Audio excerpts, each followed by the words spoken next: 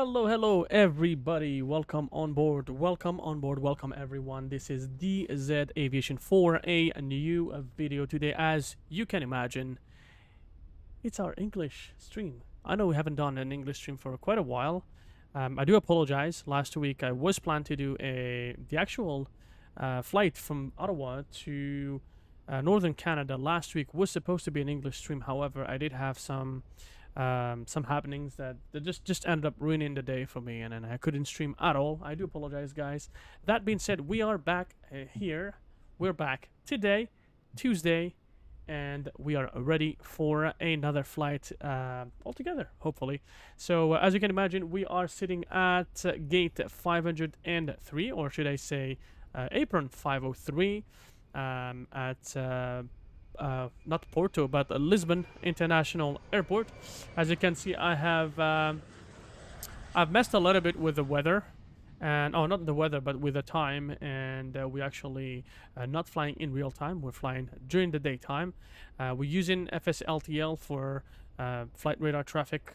However, because it's nighttime right now in Europe, the reality is we may not encounter that many airplanes on the road, which is going to just give us some good FPS. As you can see, bottom right corner of my screen, where we're clocking about 59-60 FPS right now, which is pretty good. And one special of the day, special of the week, should I say, we are going to be flying the A330neo for the first time. So we gotta check it out together. I've never flown it. I haven't tried it. I've just done a takeoff and a landing, just to sort of feel the mechanics of it, feel the flight model and stuff like that. And yeah, I guess we're ready to go. Yeah, it looks like it is an iteration of the A320neo. It looks like the cockpit is very much like the A320neo. However, the physics are completely different. The wingspans and then the airplane in general is very different. So yeah, I thought we may take it for a ride to Roma Fiumicino, to go see our Italian cousins on the other side of the Mediterranean Sea and explore the world all together, guys. So without further ado, let's jump inside the cockpit. I was actually, before the beginning of the stream, I was just messing with the throttle detents, just to make sure that we have an acceptable level of throttle detents for a flight. Yep, so flight plan is ready. We're just gonna head to import. I don't know if it's going to import it. No, unknown sim. Okay, so I'm probably gonna have to set up my SimBrief ID here. I'm just gonna have to figure out where to do so.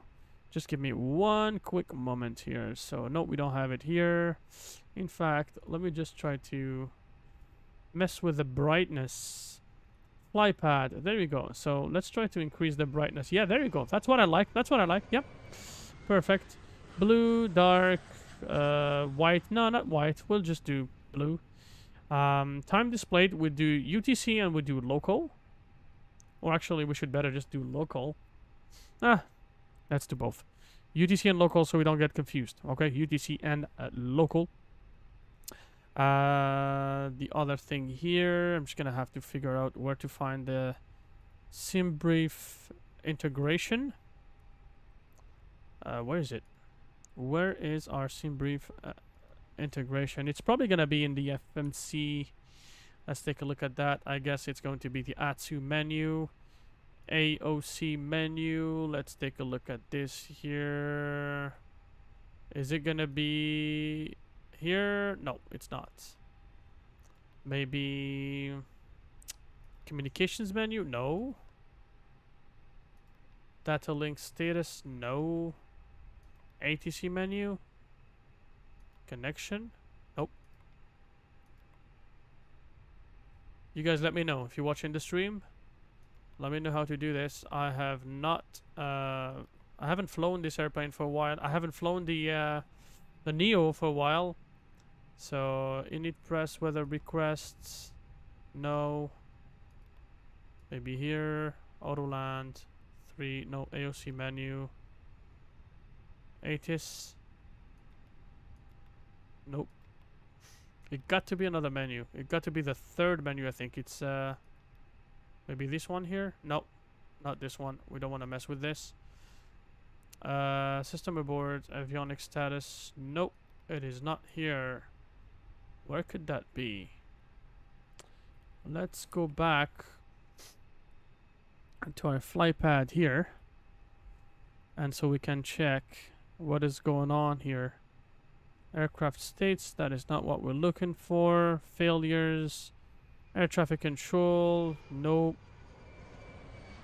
Navigation and charts, performance, ground services, dispatch,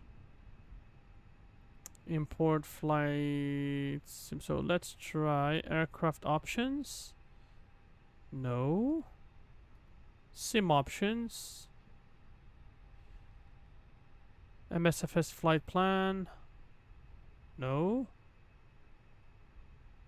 No, it's not here. Realism. Show first officer avatar. Do we have a first officer avatar actually? No. Nah. Okay, EFIS control, captain and FO. Yeah. MCDU keyboard input, no. Home cockpit mode, no.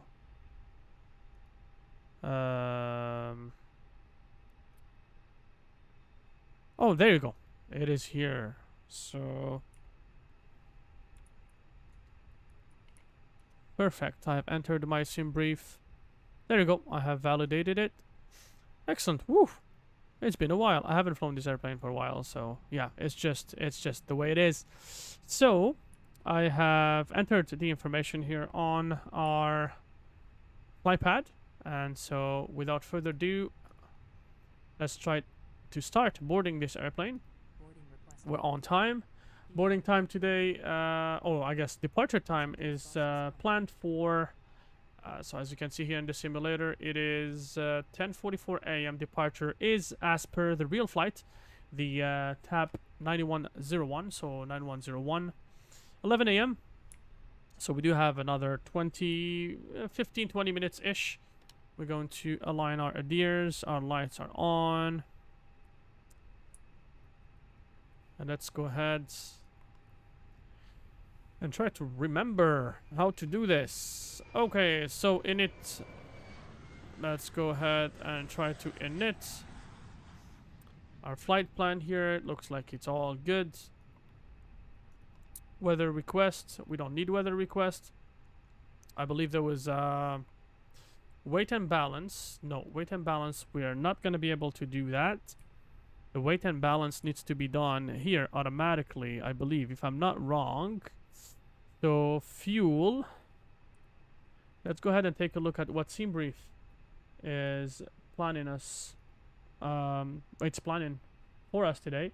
So block fuel 20,892. So how do we do that? 20,982. We do instant, my friends. Perfect. Payload. So we are looking for 6,700 kilograms of payload. So 6,700 kilograms of payload. I'm guessing that should take us to a fuel weight of. So okay. So we enter cargo here. So 6,700 entered. How many passengers we got? 255 passengers. Should give us about a zero fuel weight of 151.2. Okay, estimated zero fuel weight 155, 120. 155, 120. Let's do 155. 120. So I guess it's just going to mess with the cargo and stuff like that, just to make sure that we have the right thing here. Looks like everything is been perfect. So boarding is completed on this airplane. Sounds cool. It looks like let's check our airplane from the outside. Looks like yep, boarding is still taking place. We do have our wing views, as you guys can imagine. We do have a lot of passengers that we're going to be boarding today. I'm going to turn on the light on my screens here. Let's put it all the way to the maximum. Ladies and gentlemen from the flight deck, on behalf of myself, your captain, the first officer, and cabin crew, I'd like to take this time to welcome you aboard our flight. We're just wrapping up some paperwork up front here and waiting to receive final numbers from the ground crew, then we'll be on our way. Flight attendants will be coming through the cabin shortly with a very important safety briefing. We do ask that you give them your full, undivided attention as they review the safety operations of this Airbus aircraft. We do appreciate your business having you aboard this flight. If there's anything we do to make your flight any more enjoyable, please don't hesitate to ask. Welcome aboard. That's our friend V1 Simulation. That was absolutely killing it with his announcement. There you go. So I guess V1 Simulation is going to be our first officer today. Let's go ahead and set all of our lights to a comfortable position to make sure that we are all good to go.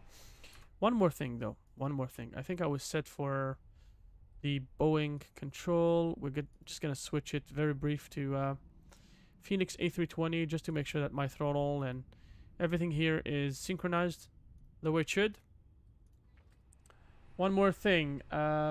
Please let me know if you can hear the simulator, because last time that I was streaming, I did an entire stream without even realizing that there was no sound, because I had cut it the other day.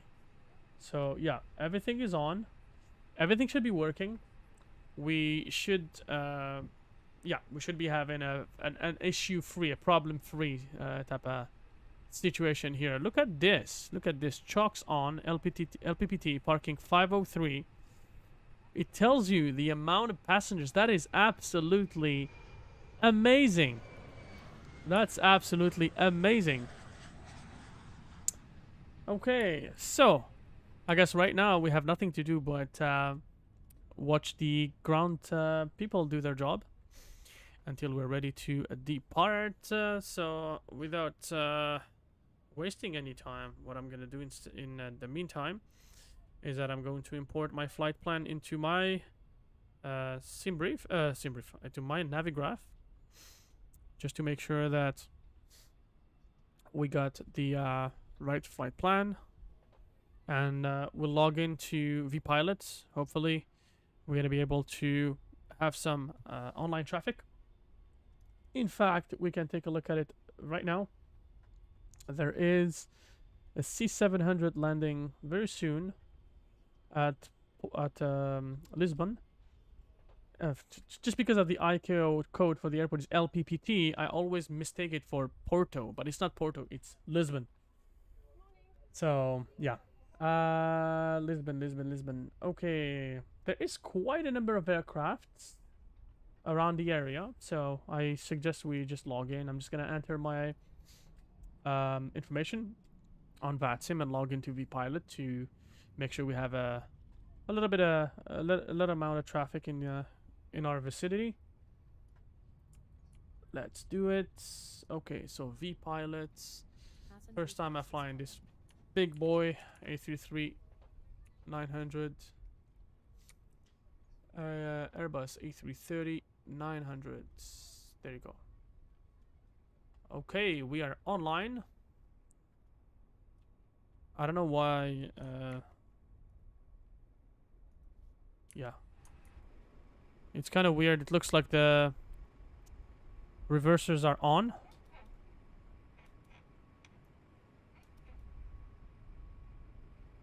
Oh yeah, looks like my throttle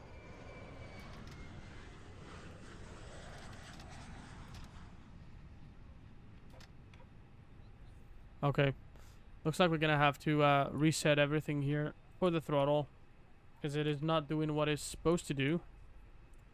Let's go here very quick. Yeah, I thought it would happen. So I guess we'll have to go to sim options, throttle detents, independent axes. No, yeah, independent axes, reversers. Yeah, reversers available. So we'll start with reverse full, which will set it here, and then I guess about reverse idle. Yeah, reverse idle, we'll set it here and here Then we go idle. Idle should be right here. Done. Then throttle climb, that's our first detent. Throttle climb, set. And set. Flex. So let's move to flex. Yeah, flex is going to be here, here. And finally, toga is going to be our max. So toga, we're going to need this and this. Yeah.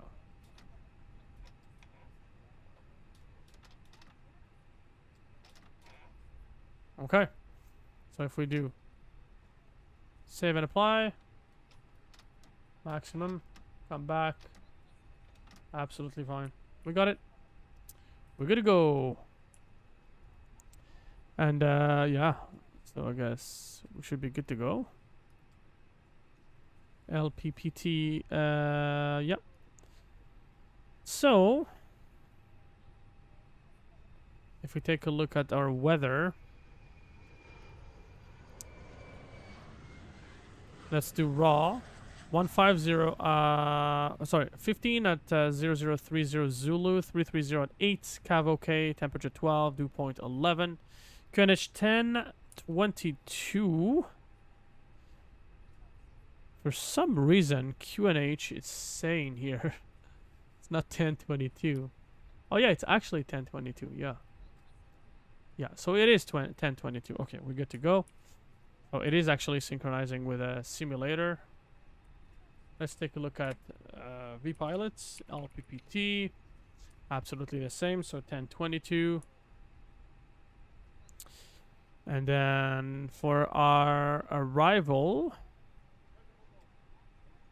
so we're looking at variable at 1 knot, so pretty much no winds. Visibility 7,000, so we may have a little bit of fog arriving in Italy. Scattered at 5,000, 9 degrees Celsius, dew point 9 degrees, and okay, looks like we may have some precipitation arriving into Rome.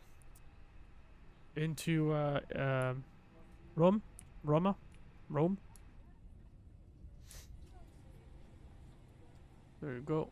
We got our view. There's an airplane in the distance passing by. Our passengers are still boarding. They're very excited to head into Italy for the first time with me as a pilot, with me as the pilot in command.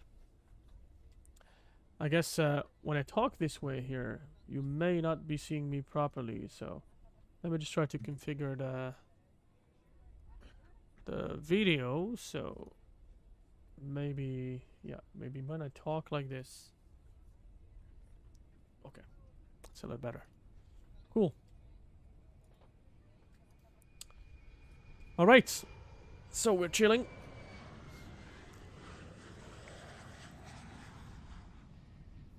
And as usual, we have our checklist, which we'll do our best in following, just to make sure that we're following all of the, you know, all of the procedures the way that they should be. So, flight plan, which we've recently entered here. Oh, in it. So we're going to request it. Oh, it looks like it did.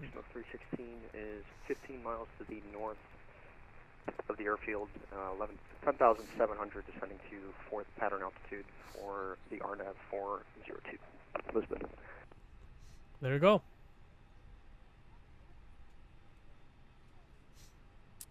Sounds good.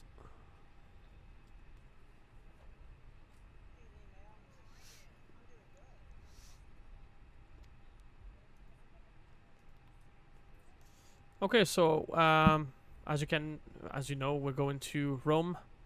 We're going with a cost index of 111. That's the highest cost index I've ever seen. Flight level 400 for 400. As you can see, temperature up there is going to be -53. I believe yeah, so the IRS has already been aligned. We're going to, I believe, enter the information here. Our block fuel is 20.9 entered. I guess it's 9.8, so technically 21.0, just to round it up very quickly. Okay, departure today. With our winds and weather in mind, we're planning for departure runway at 20, which should, in principle, give us enough length to depart. I'm just going to verify. Yeah, it's the longest runway here. It is the only runway here. So, yeah, departure will be... It is a direct departure, however... Our first point is going to be Uredi. So I wonder if we have any Uredi from Lisbon. Let's check. No, there is no Uredi. I guess the closest we could have is Exxon Alpha or Exxon 1 Sierra. There you go. Exxon 1 Sierra. Exxon 1 Sierra is going to take us towards our first waypoint, which is Uredi. Okay. The arrival, we're planning for Valma 3 Bravo in Fiumicino, which is pretty much straight in. We're just going to do a circuit, kind of a circuit pattern around the runway. We'll arrive on a downwind, and then we'll just enter into a base and final approach. And so yeah, so the approach available for us here. So in Italy,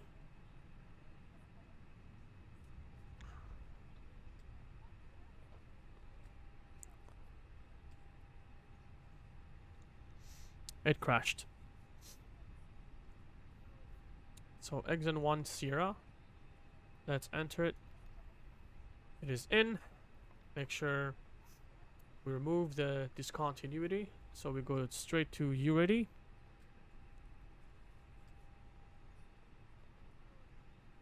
My Navigraph app crashed on the iPad. I may have to start it on the computer. So maybe it's better if we look at it all together. I'll share my screen. What about that? Yeah, so here's the flight. Okay, departure is gonna be this one here. Okay, so software updates. Restart now. Yeah, let's restart it. It's gonna update and do its thing. Okay, so this thing here is not... Looks like they pushed the software updates at the worst possible time. As I'm streaming. Anyways, it's back. It's cool. So our departure, LPPT into Exona. So we'll take a left turn, which is going to take us to our first waypoint here, which is Uredi, or Uredi, into our route. We're going to fly over, what is this, Madrid? Is it Madrid? It should be Madrid. Yeah. Barajas? No. Is it Barajas? Yeah, Madrid. Yeah, there you go. It's here. We'll be flying over Madrid. Slightly over Madrid. Then I believe we're going to be flying over Barcelona. We're actually flying over the VOR of Barcelona. Then into Sicily, the Italian island. And yeah, and then we'll be entering, just like I said, on a downwind. Base final. So we're just gonna have to select our approach. We are taking, according to the winds here, it is suggesting runway 16 left. I don't know what they're using in real life, because there haven't been any arrival right now in real life in there. So I don't know. So from Valm 3 Bravo, is it what we're taking? From Valm 3 Bravo, yeah. So Valm 3 Bravo. If we want to take the 16 left, it looks like from Valm 3 Bravo they are suggesting 1.6 right, or maybe here. Yeah, Alice Whiskey. Let's just make it easy. We'll make it easy. Yeah, so make it easy. We'll just do a turn, and I guess, yeah. And our airport should be right here. So we fly over it. We do this whole spiel, and then into 1.6 left. Okay, so that works for me. I hope it works for you guys. We're gonna hide the screen, and I'm gonna move my Navigraph to this side, so I can see where we are navigating. Perfect. Perfecto. Okay, how is it going with our passengers? Are they ready to go? Not yet. Looks like we are.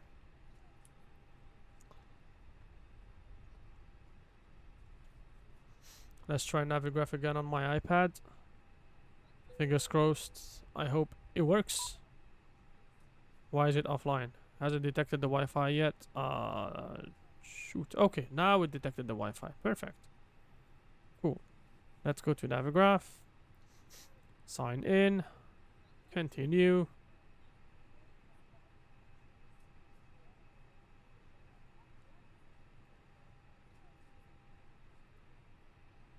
I have to sign in. And what time is it?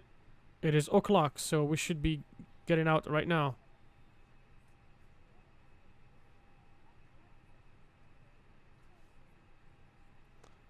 Which we're going to do very quick. Okay, so I'm signed in. I got my flight plan. Airport. It is not working. Okay, so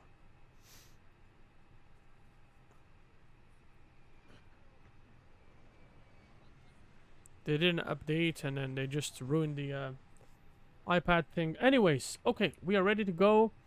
So without further ado, let's go ahead and start our APUs. Signals going on. We arm the doors. Let's find our checklist and follow it. So cockpit preparation. Aircraft acceptance is completed. Fuel quantity both is been calculated and added. Seatbelt signs both on. Adheres to the nav position, so it's good. Barometer reference, so we have QNH 1022 on both sides. We are going down here. Select our arrival, so we said ILS 16 Whiskey, and we're taking VALM 3 Bravo. VALM 3 Bravo, which is here. And then I believe it was an Exama transition. Let's do insert. Make sure that we do not have any discontinuity. Keep looking, keep looking. There is indeed, at least it does not seem to be. Okay, so everything has been entered. The init page has been filled out. Performance for this airplane. Let's take a look at the performance here, shall we? I believe we should have some performance calculator here. There you go. Performance. Top of descent landing. Nope, nope, nope, nope. That's not what we're looking for. We wanted the departure performance. Okay, so it looks like there is none. I wonder if we're going to be able to do flaps 1. And then, is it going to work? Yeah, there you go. Perfect, perfect. There you go. Transition altitude is 4,000. Already been set. There you go. So trim. Do we have to trim? Do we have to trim? No, we don't have to trim. So it should be all good. Alright, before start checklist, parking brakes are on. Takeoff data has been confirmed. On both sides, windows are closed.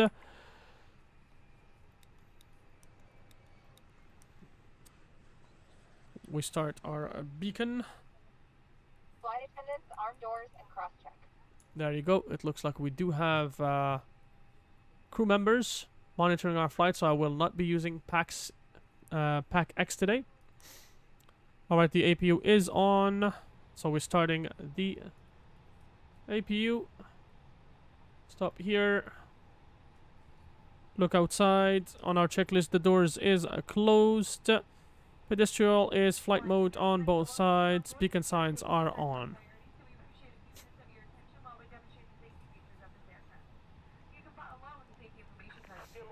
Okay, and in the meantime, I'll try to figure out this issue with Navigraph on my iPad, which has nothing to do with you guys, but it's annoying.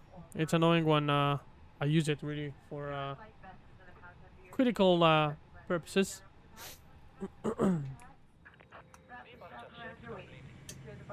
Nice.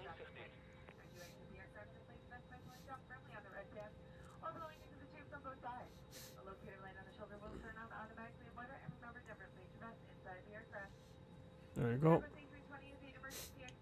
And there's a landing. Someone that just landed.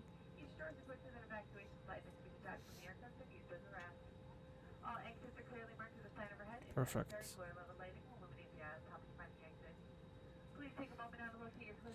Okay, it's working now. Looks like the update just the iPad just didn't like the update. Lock in gear.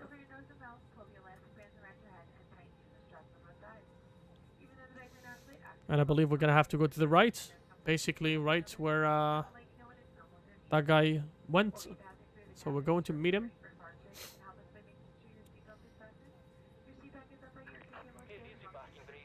Re-release parking brakes. Thank you very much. Lisbon traffic, good evening. This is TAP 9101. Push and start IFR to Fiumicino. We expect departure one way 20 Lisbon traffic. And Fly Live is gonna go on right now. We're gonna start the engines. Number 2.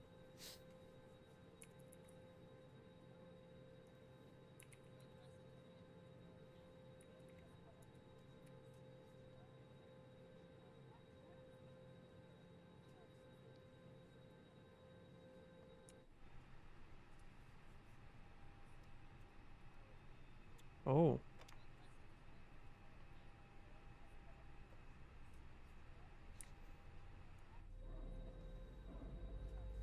So it looks like it's not responding to my throttle for some reason.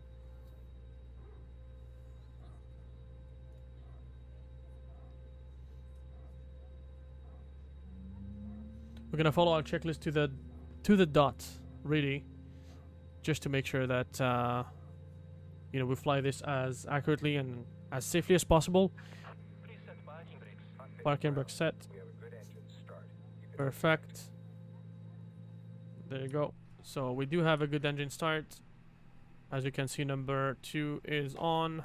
Let's go ahead and start engine number 1. And let's hear the APU bark.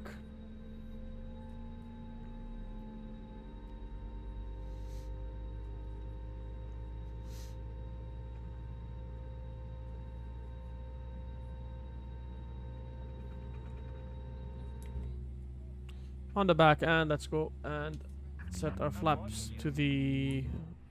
Let's see. Flaps, are they working? Yeah, they're working.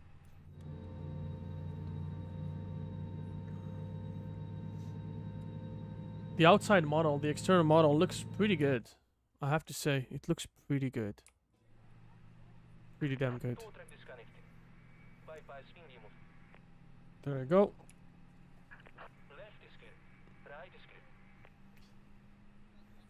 Okay, so we're started now.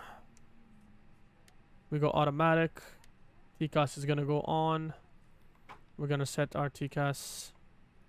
Should I say our transponder to 2000? Please prepare for takeoff. There you go. The announcement going. Predictive wind shear, automatic, and automatic. There you go. After start checklist, anti-ice. What is the temperature right now? What is the temperature? It's plus 12. We don't need any anti-ice. Ecam status is checked.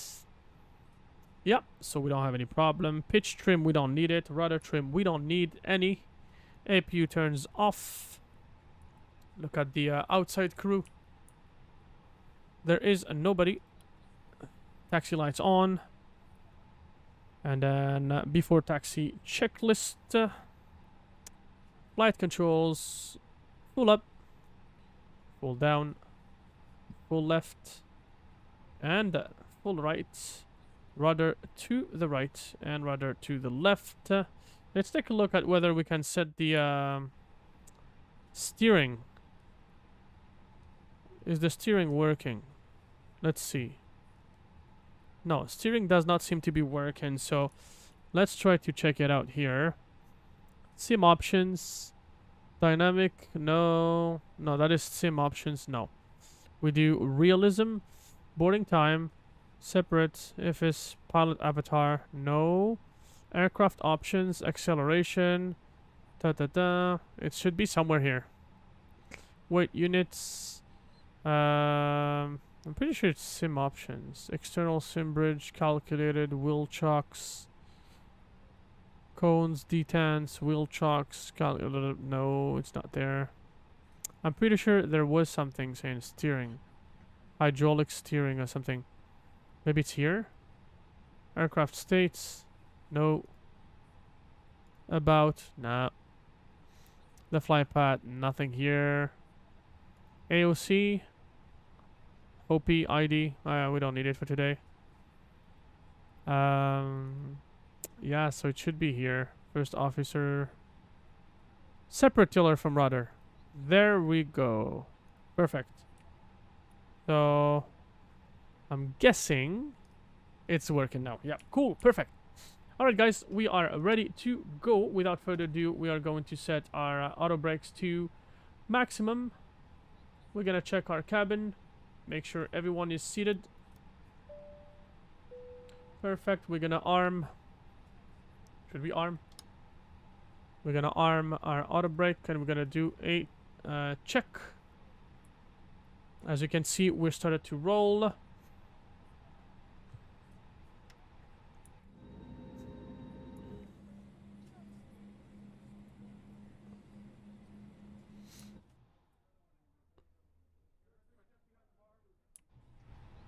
This is a beast, guys. This is a beast. Seriously, it is a beast. And it's so tough to steer. It's just so tough. It takes a long time before it even moves, even a little bit. So I'm guessing I have to reduce my speed here. And then I'm gonna have to start steering. Wow. I think this airplane, as well as the fly-by-wire, I guess this is based off of the fly-by-wire, has the most realistic steering ever. I have flown airplanes in real life. I have flown professionally, and I do have a little bit of a muscle memory. I no longer fly, but I do have a little bit of a muscle memory as to how hard it was to steer. And I can tell you guys, it is absolutely phenomenally close to real life. I mean, the Phoenix is pretty good. The Phoenix as well is pretty good, but Phoenix has to do with they will need to, I think, tweak their sensitivity a little bit just to make sure that the steering is up to speed with fly-by-wire and this airplane, for that matter. Okay, so it is 13 after. We're not good, guys. We are not good. Let's see our briefing here. Check our time. So we're supposed to be out of the gate at o'clock and out of the airport at 10 after. It is 14 after. So we have a little bit of a delay. We're going to try to catch up. We're supposed to arrive at, what is it right now on the simulator? It's showing 11:16. We should be arriving at around 13:44. 13:44. So we're gonna do our best to get there. If we can't, then Too bad. She's gonna give us a longer time together, guys.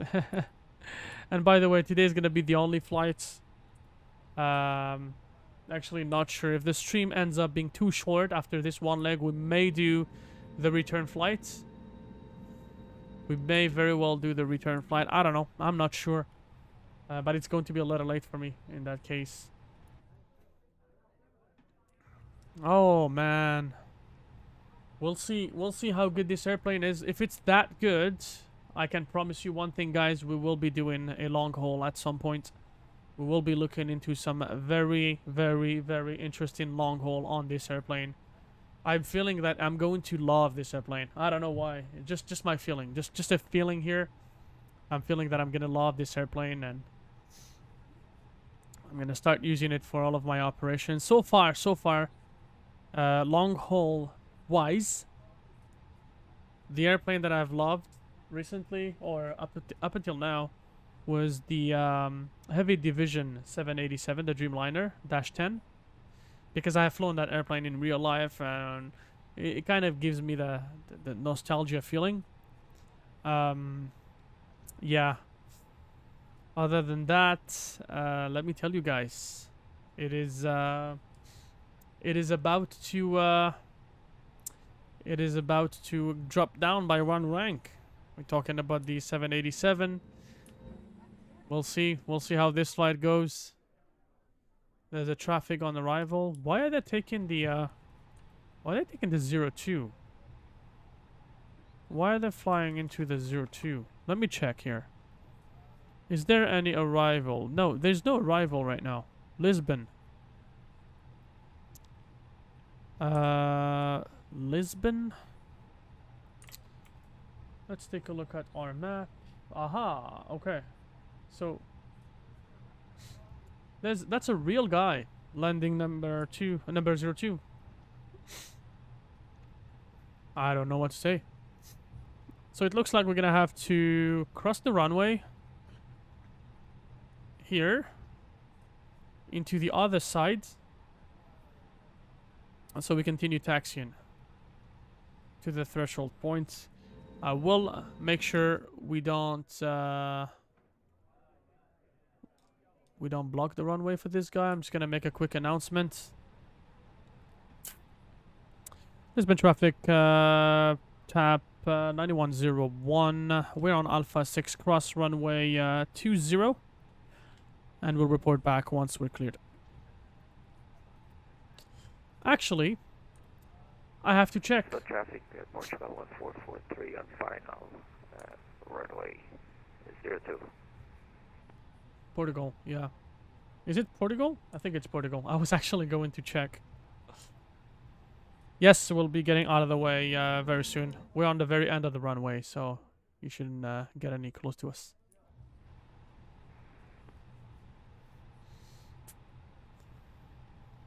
I have to enter my altitude here.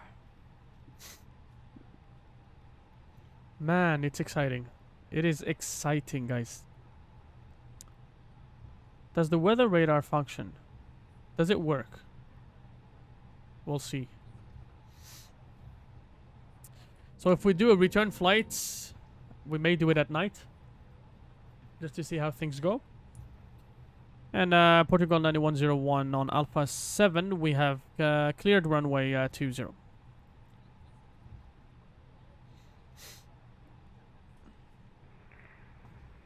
Okay, thank you. Lisbon traffic, Portugal 1443 on short final, runway 02. My man. My man, you sound tired. You sound very, very tired. What time is it in Europe right now? So in Canada, we just added 1 hour. We just jump into daylight saving time, which is a very stupid thing. I don't understand why they keep doing it. That's something from like the 90s or the 80s, and they're still holding on to it. So it is 6:19 p.m. my time in Vancouver, British Columbia. And then in UTC, which I assume is Lisbon's time, it is 1:19 a.m. Yeah, fair enough. Fair enough. That guy is a brave soldier if he's still flying right now. at this time of the day.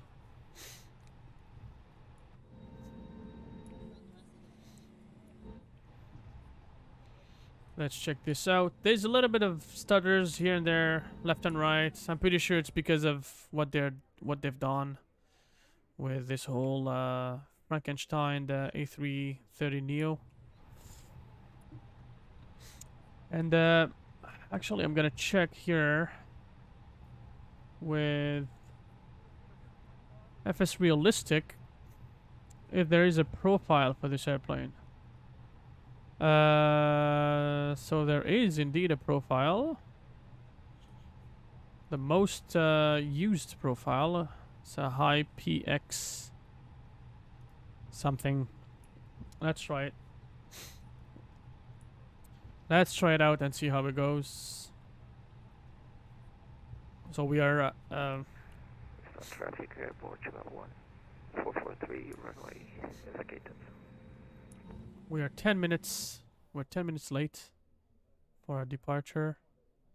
Let's try to see. Yep, Portugal is there. He probably is using Explain since he is not following the markings. Oh boy, oh boy, oh boy. Let's see how it goes. Let's see how we do today. So we're gonna do the terrain radar, and then we do everything to the max. It is weird though that terrain radar doesn't seem to be working.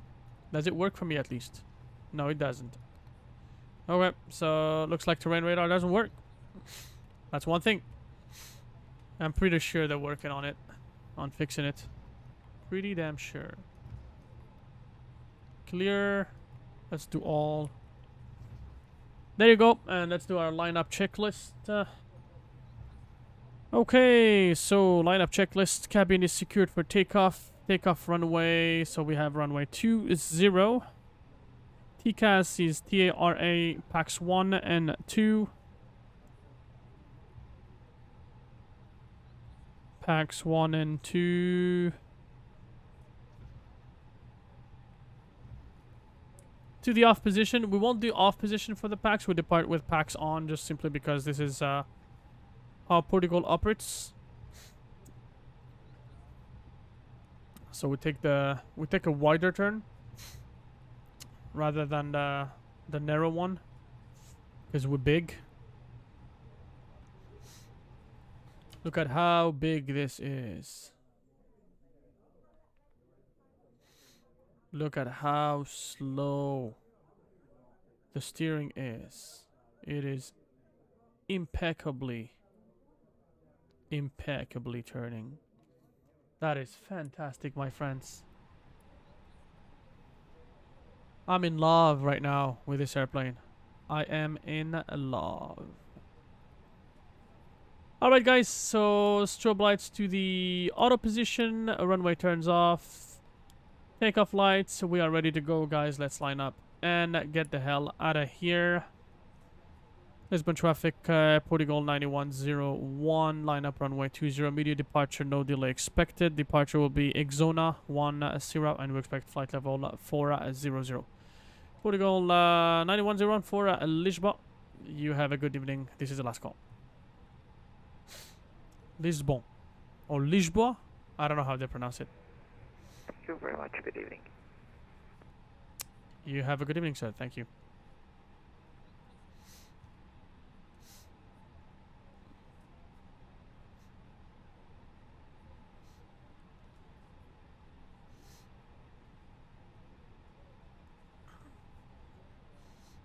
Okay, so we're probably gonna have to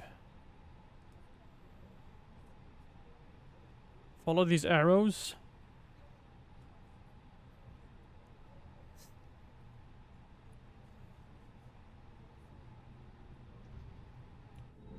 Spool them.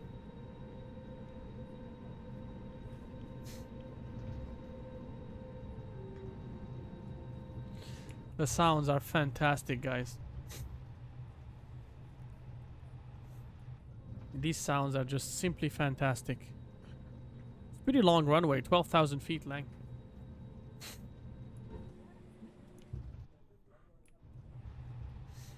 The angry engines. Do they look like Neo engines? I don't know, man. Looks like. Thought it was the Leap engines, but alright, so we are on our threshold. Let's go Toga. SRS Nav Blue. Bismillah.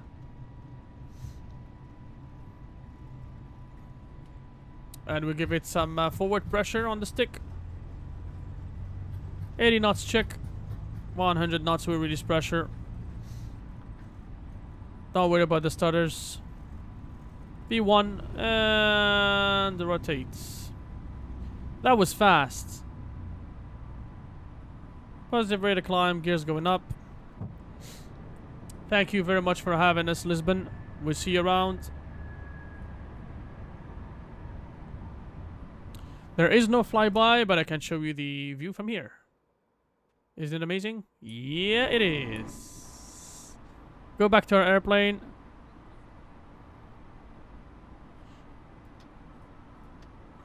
And into throttle climb.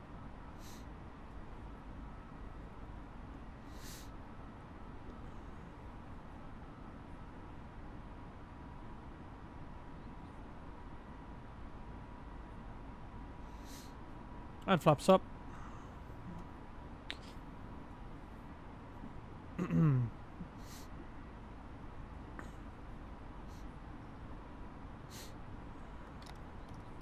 We disarm our spoilers since we have cleared the ground. 3,000 feet and going up.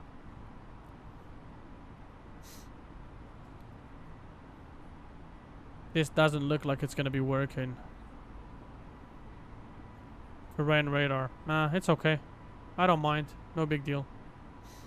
Point of interest. I don't care about that. Okay, so we switch into transition level.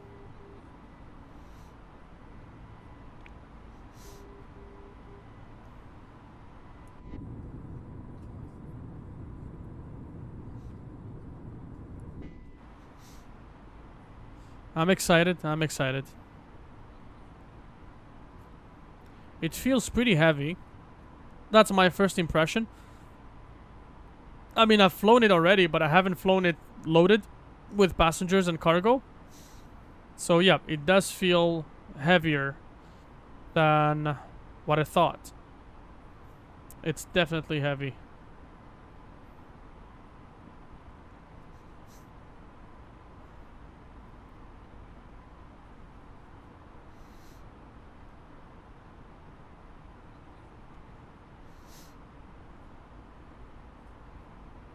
So we're gonna start a left turn in just a moment here. There you go.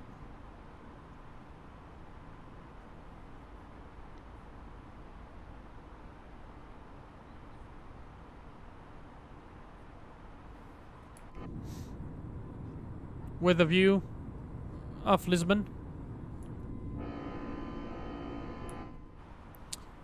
And the engines are crying, they're screaming.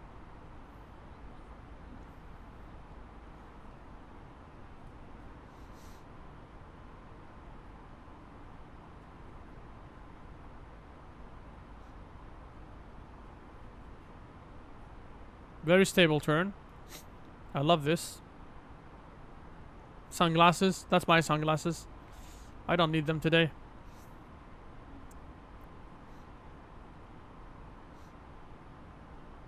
Okay, into 10,000 feet with autopilot on. Turn the lights off. Wing lights off.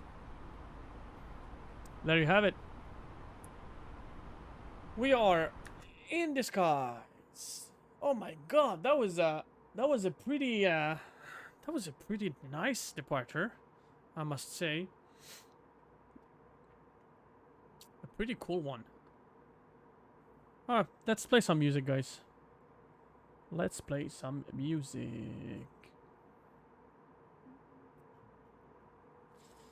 Let's do something here. I don't know.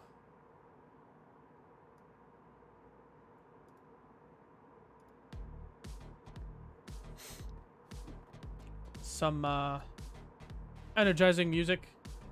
The other day I was playing some sad piano on my I think it was my Arabic stream or something. And yeah, it was terrible. I felt like sleeping. I'm still experimenting. I'm still new to streaming. And I'm still learning. So bear with me.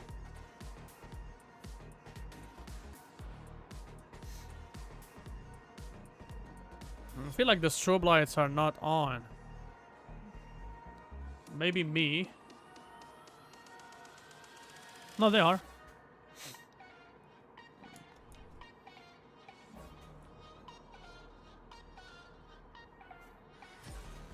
There you go.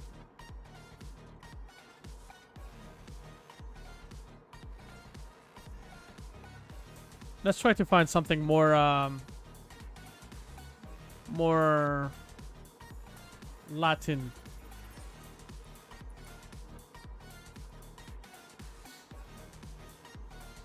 Yeah, let's do this.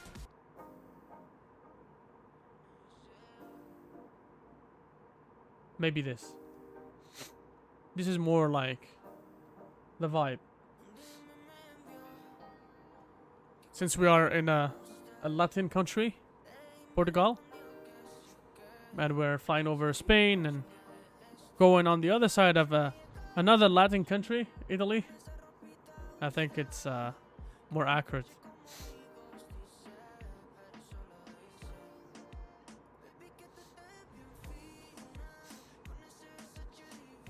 So, guys, if you're here, if you joined the stream and you haven't done so yet, please hit that like button. We're trying to get into 50 likes for this stream today.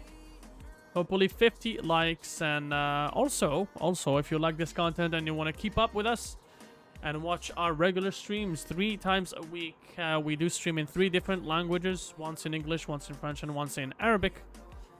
But it doesn't matter. So if you want to keep up with us, hit that subscribe button as well as the bell. So every time we post a stream, you are going to be the first to know. And I would thank you very much for doing so.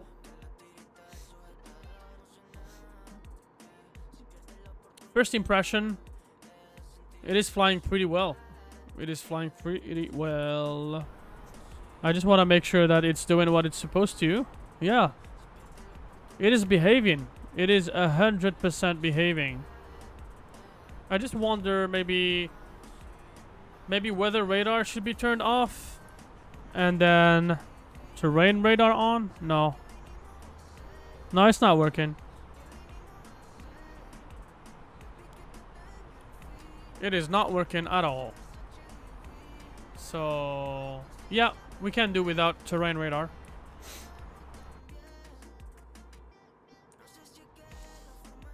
I'm gonna research this online.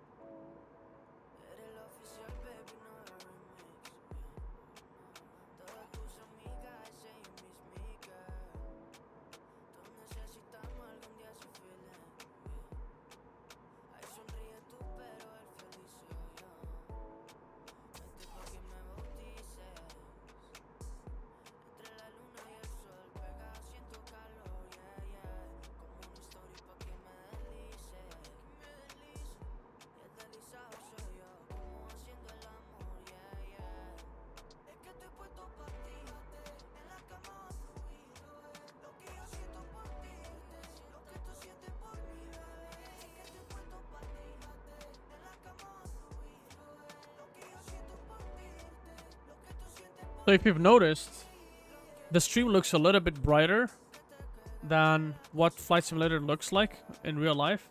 My Flight Simulator doesn't look that bright, and the reason is because I'm using HDR10 on the simulator. I do have an HDR capable monitor, so I'm trying to play with that. Sometimes, if you've noticed as well, my thumbnails on YouTube look way too brightened than what the normal pictures look like, so I have to heavily add some filters on them. I'm gonna try to start streaming without the HDR effect, but I have no idea what it's gonna look like. So bear with me, guys. I'm just experimenting all of this, fiddling with this, and we'll see how it goes.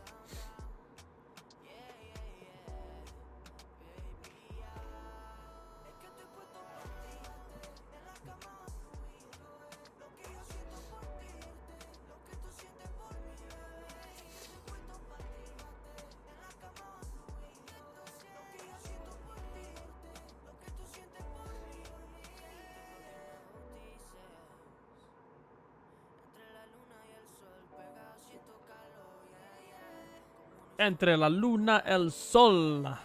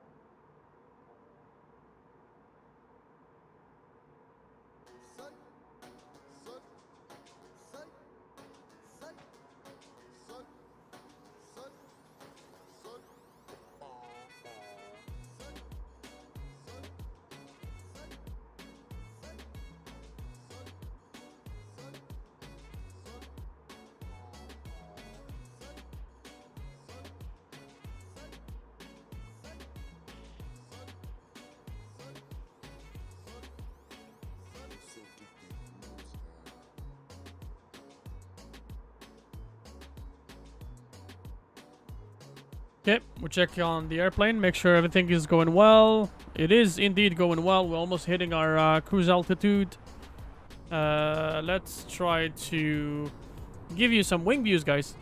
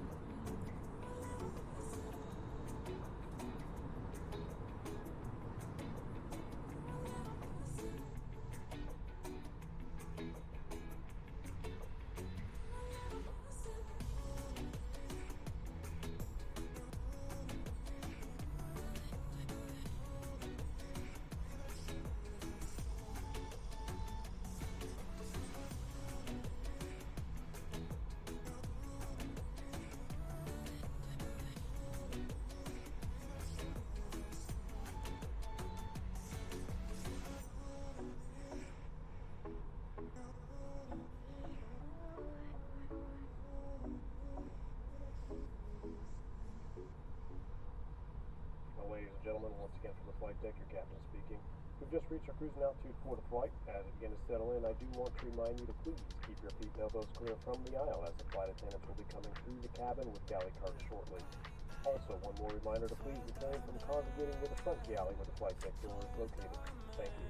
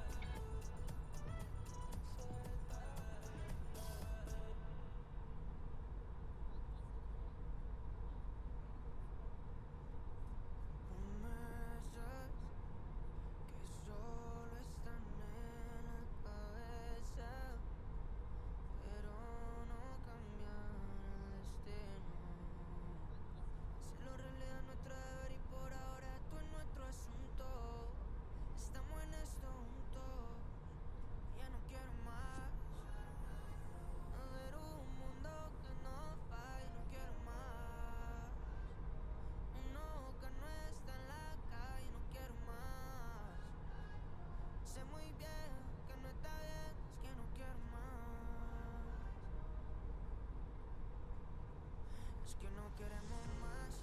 Cuando el plato tiene un dueño, a todo el mundo le da hambre. A madres con hijos que no comerán. Como si esto fuera un lujo, no le vengo con tapujos, solo muestro pa' que vean la realidad. El único hambre que yo quiero en este mundo es hambre por la verdad. Que algún día no llegará, pase lo que pase. No se olvide dónde se nace o si se nace con dinero. Que somos humanos, lo mínimo que quiero nada más. Juntos sentimos, pobreza existe cuando no compartimos. Y si no la vivimos, tampoco lo vimos. No, ya no quiero más. Ver un mundo que no falle, no quiero más. Uno que no está en la calle, no quiero más. Sé muy bien que no está bien, es que no quiero más. Yeah. No es culpa de Dios, pero tampoco culpa al diablo. Mucho lo que hago, pero poco lo que hablo de eso. Si cada año nos vamos en retroceso, cuando en la vida se le ha puesto más de un precio, así es como me siento en estos momentos. Es un sentimiento que no puedo describir, solo lo sé sentir. Promesas que solo están en la cabeza, pero no cambian el destino. Hacerlo realidad es nuestro deber y por ahora esto es nuestro asunto. Estamos en esto juntos. Ya no quiero más. Ver un mundo que no falle, no quiero más. Uno que no está en la calle, no quiero más. Sé muy bien que no está bien, es que no quiero más. Yeah, yeah, ya no quiero más. Sé que ya no quiero más. Uno que no está en la calle, pero un mundo que no falle. No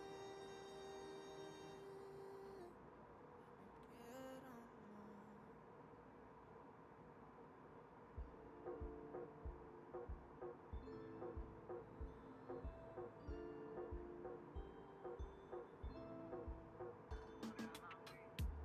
Siempre anda buscando el amor de mi vida. Siempre se acaba, se me rompe el corazón. El amor a mí me suena ya como un proyecto. Te lo digo directo. Pero tenerte a mi lado pa' mí es una razón. Préndete, como un fili sé que ya estoy encendiéndote. Y me relaja cuando sé que voy a estar viéndote. Aunque sé que lo que diga es mentira. Cuando tú me miras, mami, quiero estar sintiéndote. Como un fili sé que ya estoy encendiéndote. Y me relaja cuando sé que voy a estar viéndote. Aunque sé que lo que diga es mentira. Cuando tú me tiras, mami, quiero estar rompiéndote. Hace meses que no nos hemos visto, pero no quiero aceptar la realidad. Que lo que siento cuando tomo un trago rico no es nada más que temporada. Acércate, baby, que quiero sentir tu piel. Ya estás sudando, rompiéndolo. Si estás en pareja, pero hoy vas a ser infiel. Sé que estamos ahí, te puedo ayudar, yeah. El amor a mí me suena ya como un proyecto. Te lo digo directo. Pero tenerte en mi cama pa' mí es una razón. Mantenemos viva la ilusión, mami. Préndete, como un fili sé que ya estoy encendiéndote. Y me relaja cuando sé que voy a estar viéndote. Aunque sé que lo que diga es mentira. Cuando tú me miras, mami, quiero estar sintiéndote. Como un fili sé que ya estoy encendiéndote. Y me relaja cuando sé que voy a estar viéndote. Aunque sé que lo que diga es mentira. Cuando tú me tiras, mami, quiero estar rompiéndote. Tu favorita, si sé la posición. Ese cuerpito siente la presión. Todo lo que te hago en la intimidad lo hago con propósito y pasión. Tu favorita, si sé la posición. Ese cuerpito siente la presión. Todo lo que hacemos en la intimidad es de fantasía, de imaginación. Préndete, como un fili sé que ya estoy encendiéndote. Y me relaja cuando sé que voy a estar viéndote. Aunque sé que lo que diga es mentira. Cuando tú me miras, mami, quiero estar sintiéndote. Como un fili sé que ya estoy encendiéndote. Y me relaja cuando sé que voy a estar viéndote. Aunque sé que lo que diga es mentira. Cuando tú me tiras, mami, quiero estar rompiéndote.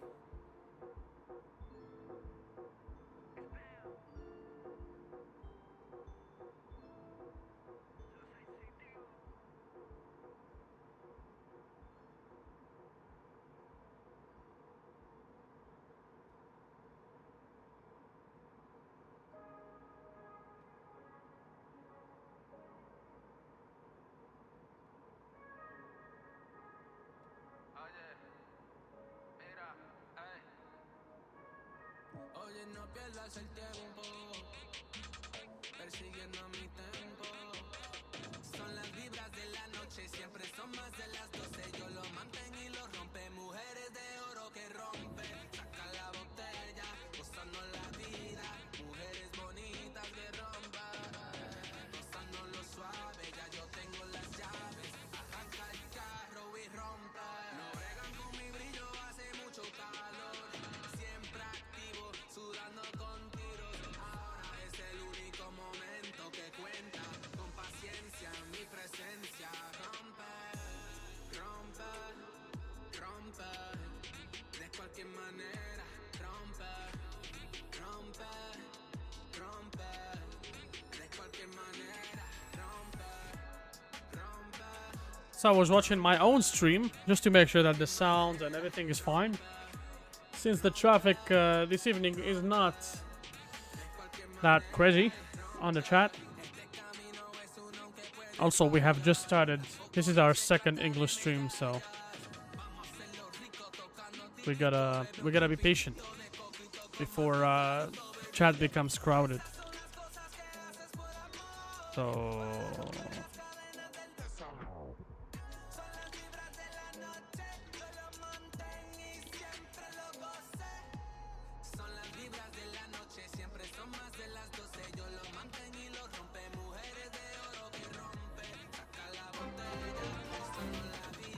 oh, we have a subscriber. This is Fernando Il Dio. Thank you very much, my friend. Much appreciated. I am glad you're enjoying the content, my friend. Thank you, thank you. Thank you very much for the support.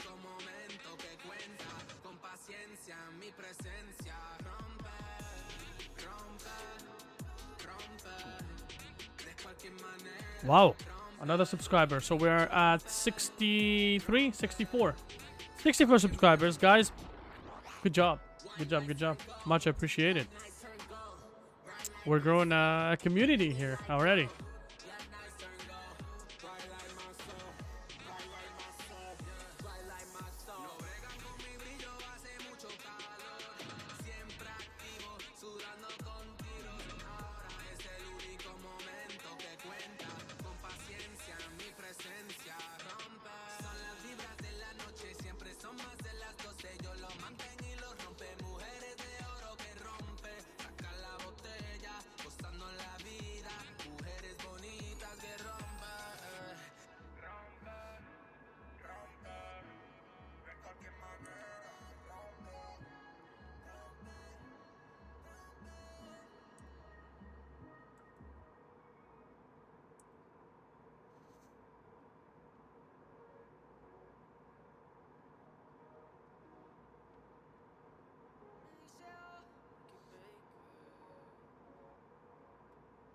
Tus amigas me tienen en la mala, pero no pasa nada. Tanto tiempo y tú interesada, sin comprarte Gucci, Louis, Prada, bebé, yeah. Cualquiera te costea, pero no te lo hacen como yo, yeah. Solo hablando conmigo te cambia la voz. Hace tiempo que no nos comemos, nos hablamos pero no nos vemos. Gonna check the health of this stream. Make sure it is actually good. Excellent connection. Good to go.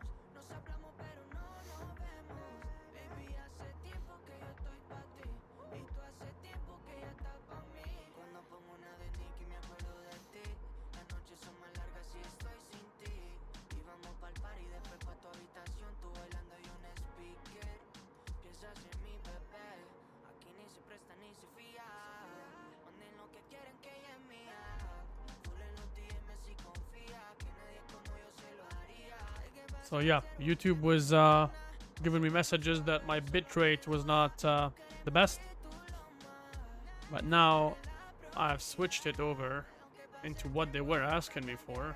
And now looks like we're good.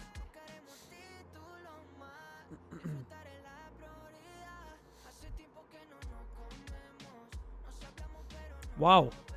25% of the flight already completed, guys. We are just about reaching Madrid. Madrid Barajas.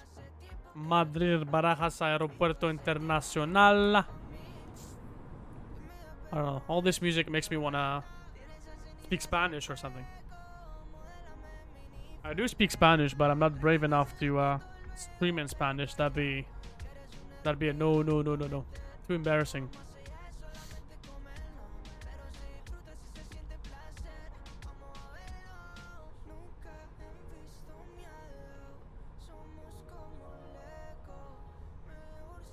Oh, that wing flex.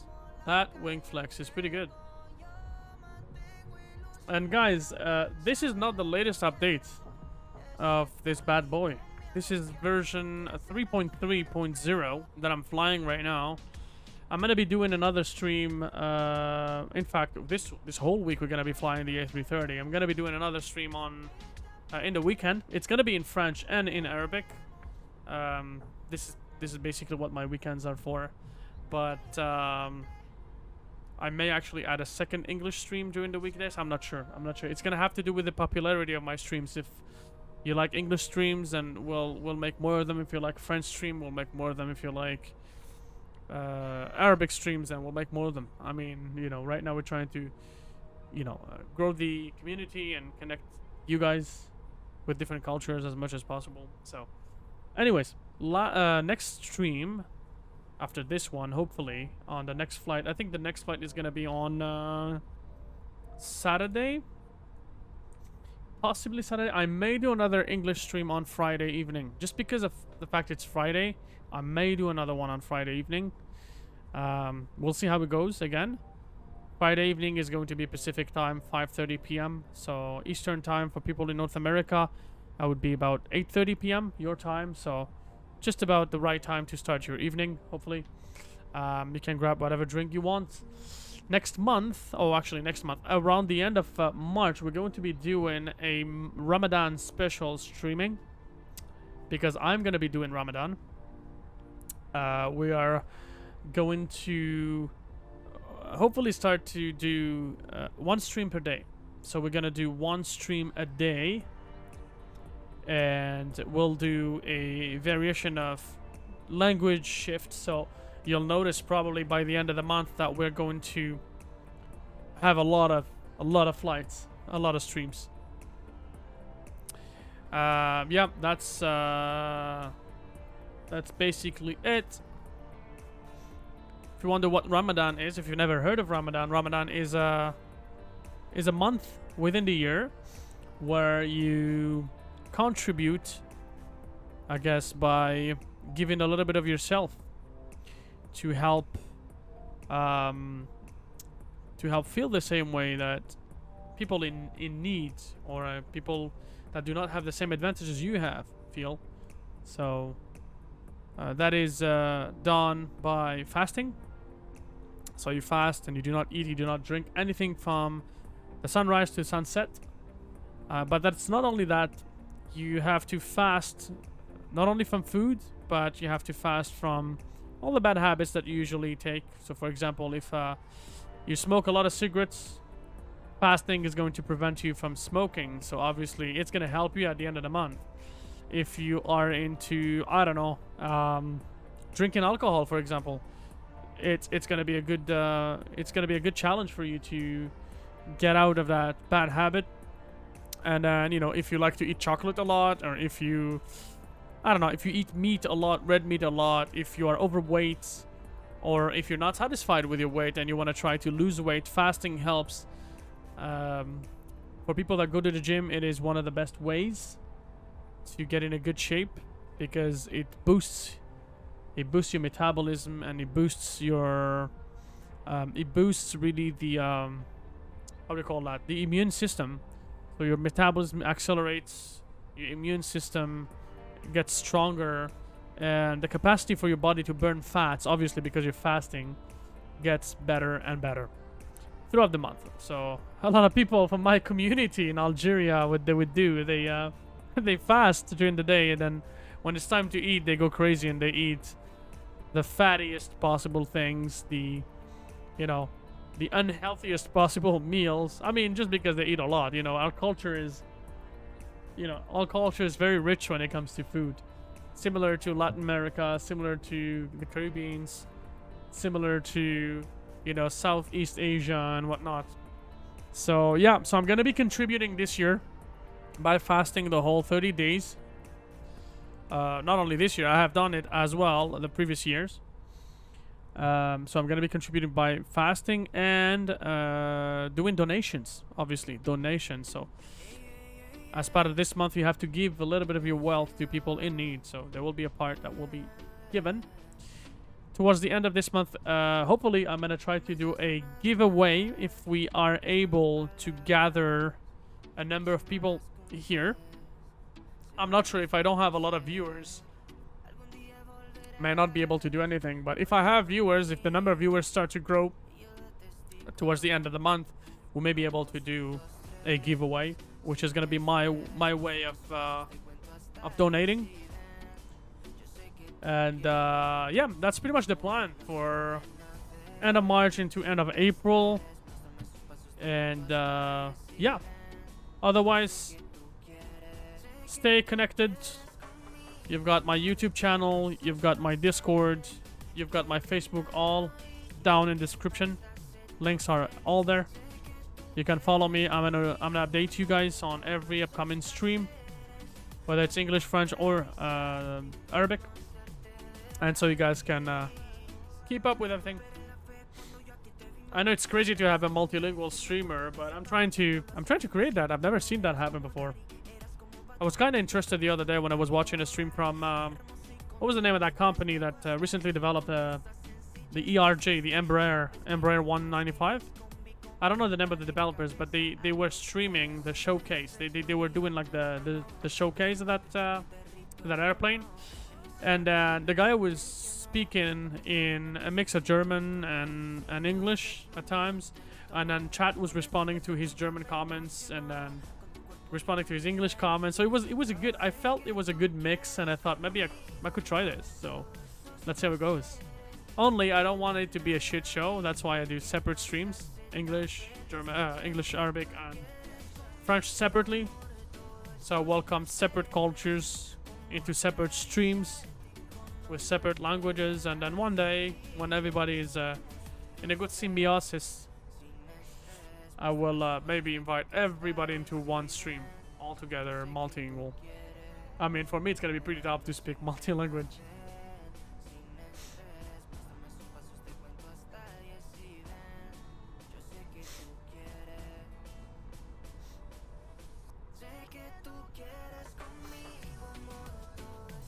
Okay. So we just passed Madrid.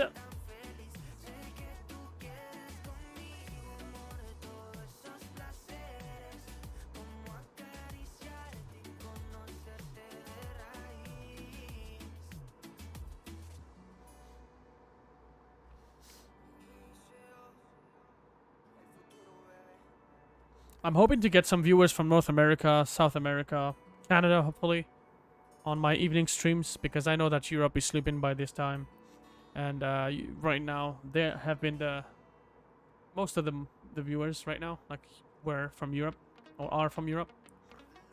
So trying to get the attention of some people in North America. So if you stumble upon this video and if you like it, share it with your friends, share it with the community, and bring more of your kind into my stream so we can chat and it feels less lonely during cruise, because right now during cruise there's nothing much to do.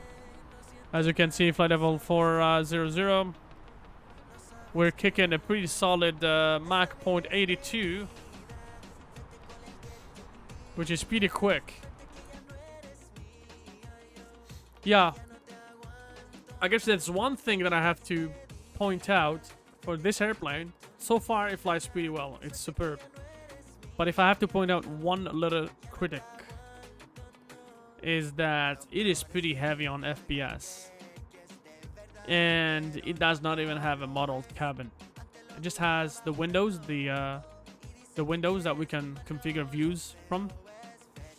Yeah, I don't know if it's the external models or maybe the resolution of my texture that is causing all these stutters, or maybe the fact that I've never flown over Spain, or I haven't flown over Spain for a while. Maybe, I don't know.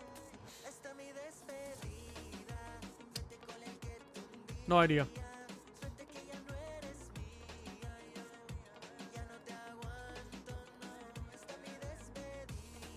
The music is enjoyable though.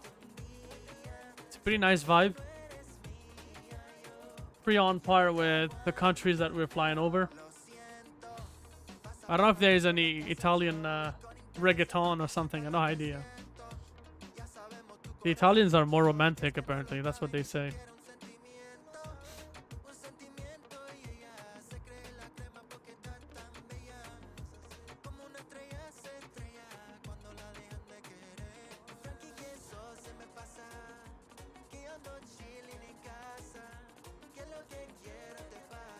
Yeah, so I have the occasional viewers. I keep watching. I have the occasional viewers. I have 1, 2, 3, 4 people watching at the same time, but they don't talk to each other. We should I don't know, engage them into talking or saying something.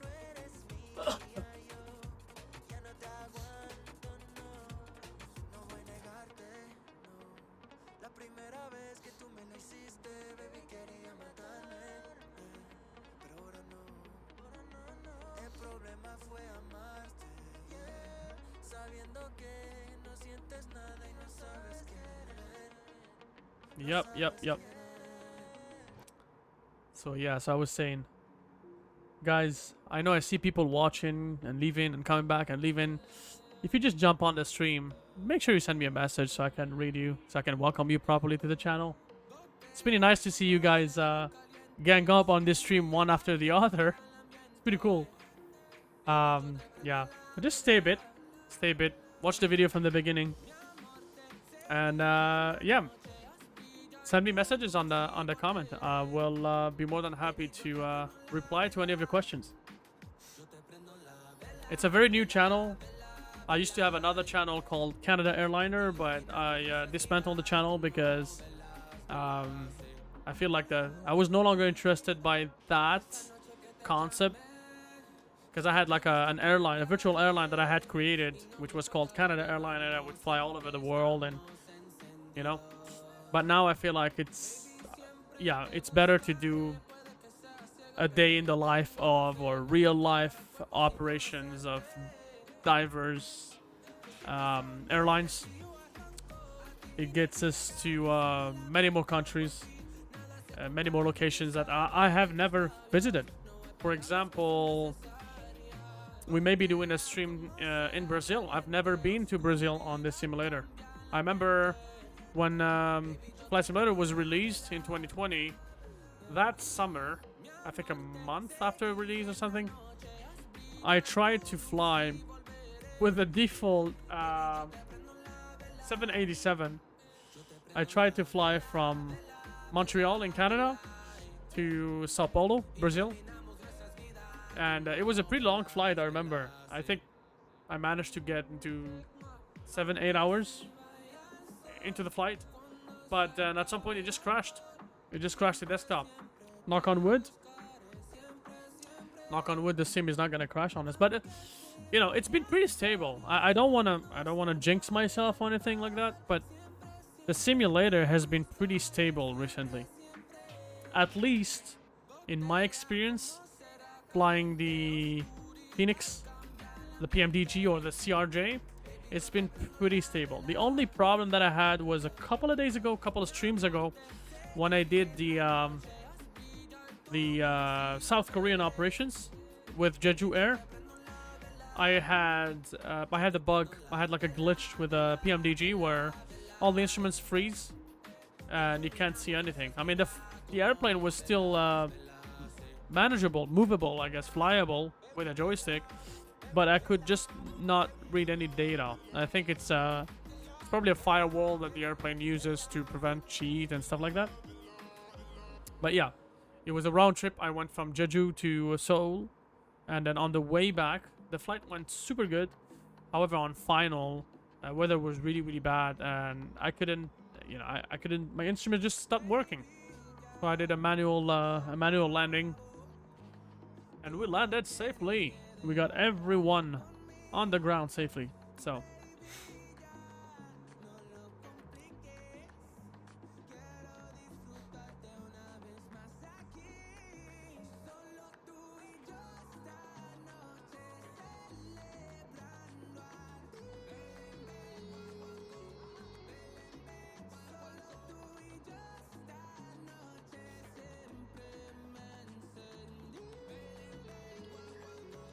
1 hour 48 minutes into the stream. Wow.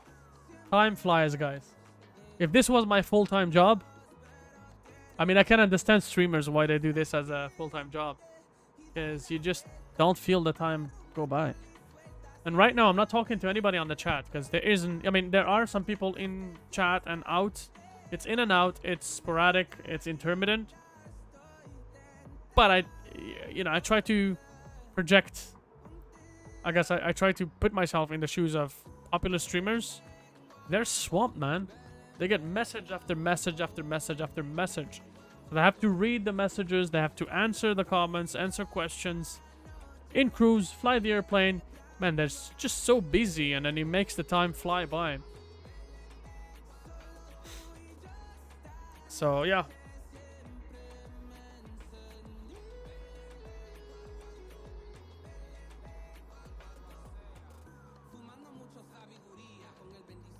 Yeah, don't worry about the background.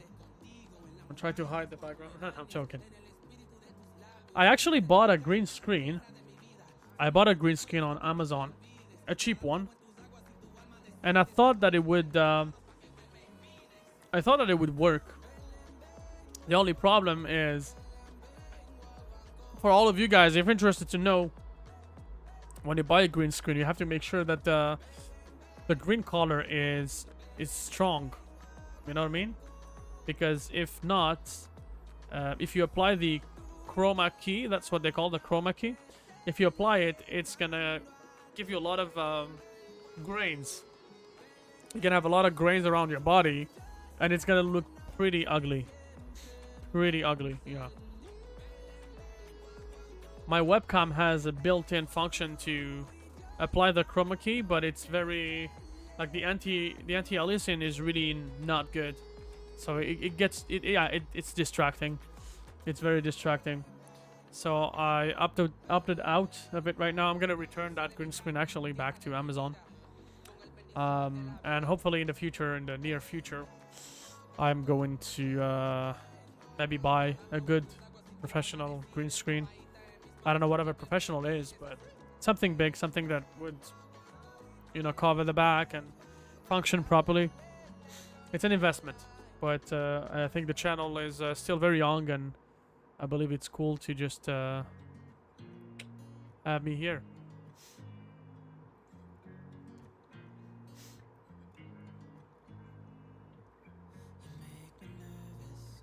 That, or I can manage to do some sort of frame around my camera, so that way, just like, yeah, I guess could be, I don't know, I'll think about it. Right now I'm talking to myself and you guys listening. Whoa. Coming up to Barcelona very soon. Let's do a GoPro camera. Whoops.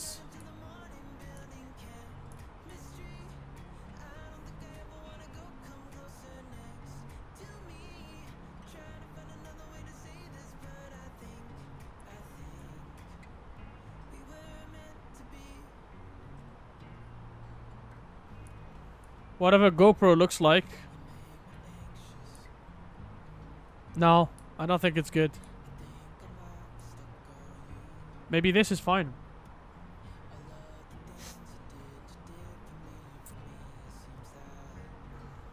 And the mountain range that you see down there is called the Pyrenees. I don't know if you pronounce it that way in English. Pyrenees? Pyrenees? Let me run Google Translate. I wonder how they pronounce it.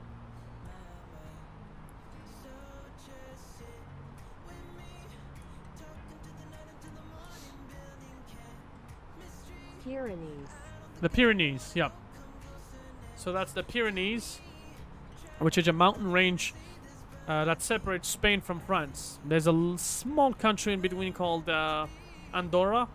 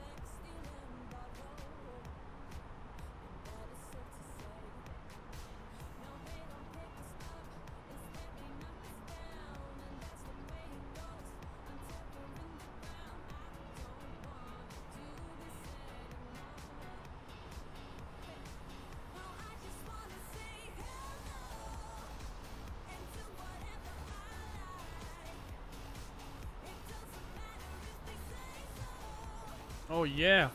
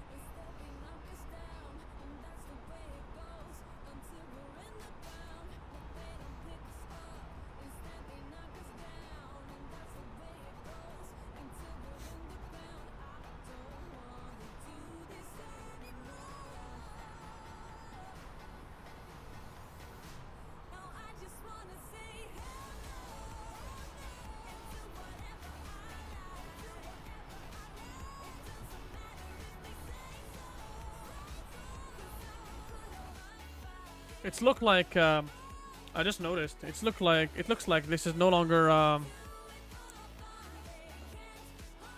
the same music. I feel like it just changed. Possibly. I don't know. Should be the same playlist. Oh no. No, it was just one song.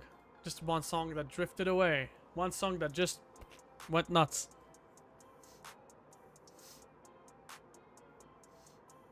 Alright, hitting the Mediterranean Sea very soon. In fact, yeah, we can see the sea already. The Mediterranean Sea.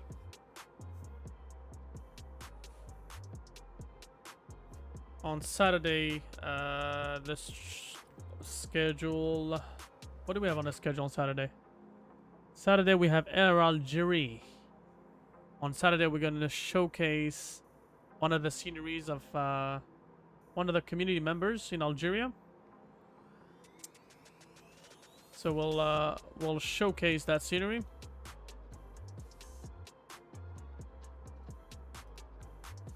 And yeah, we'll see how it goes. What did I do here?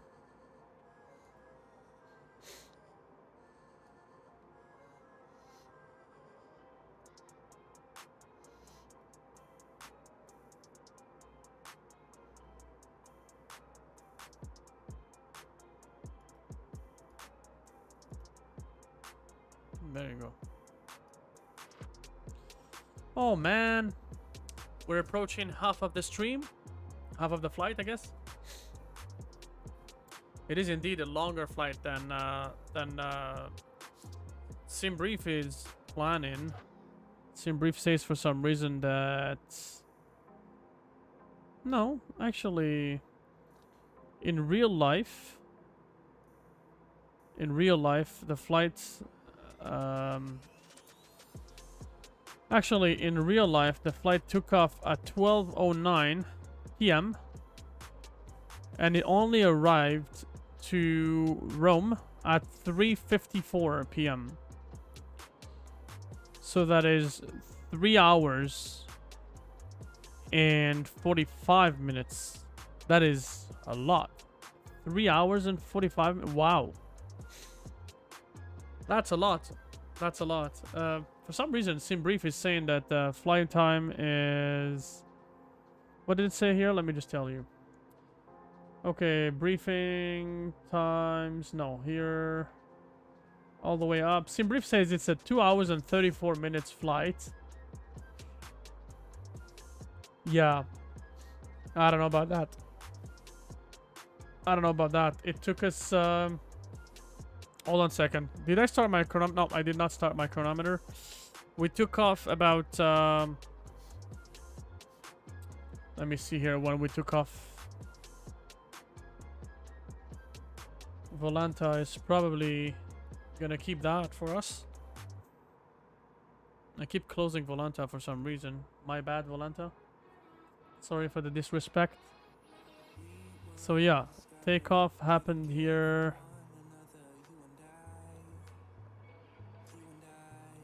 So we took off at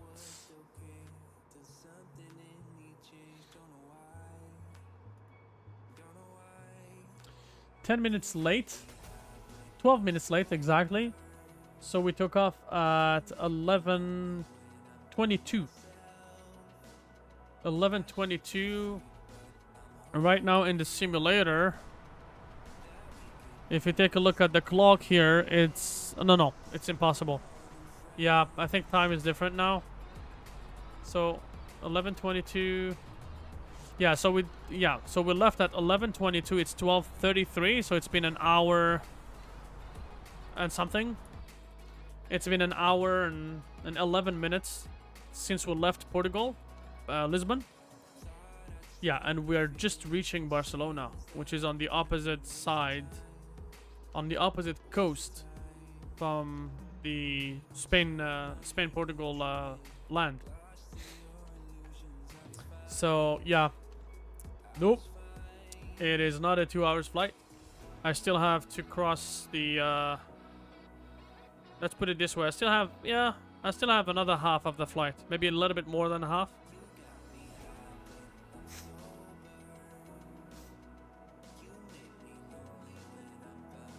Weather right now in Italy looks like it's the same. It is foggy though. We'll take a look at the METAR. The METAR. Let's see. LIRF.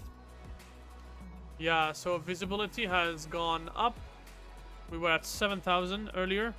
Now it's 8,000. It's better. However,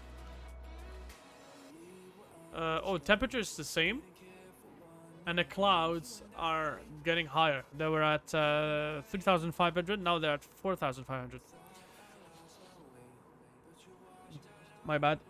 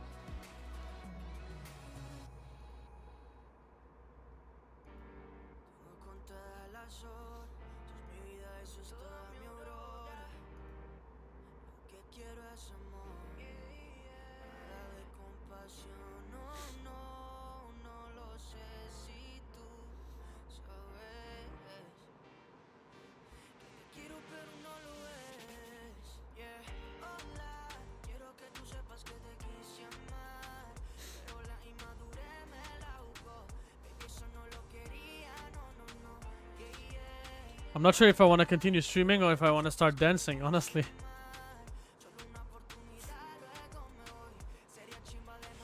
The music is so motivating.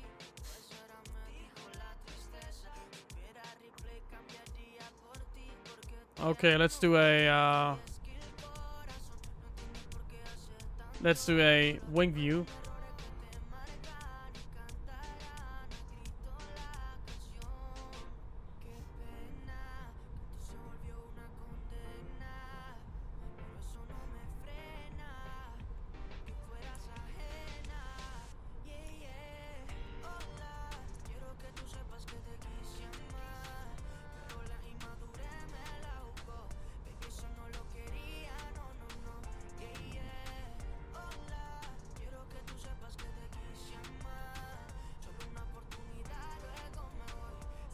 See, on the other side of the mountains there are some clouds.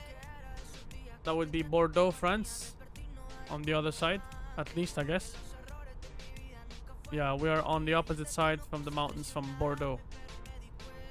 We went to Bordeaux the other day. I had a French stream, EasyJet, from Bordeaux to Lyon, and I believe there was Basel, from Basel or Basel, Germany or France, I guess. Germany or France? It's France.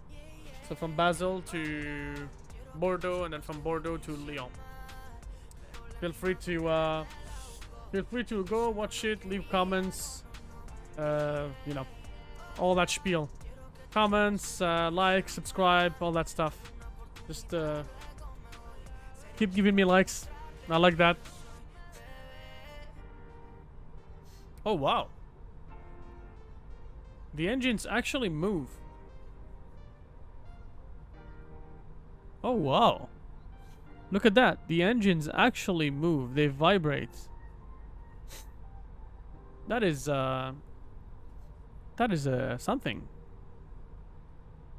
I feel like really going close to the engines to see.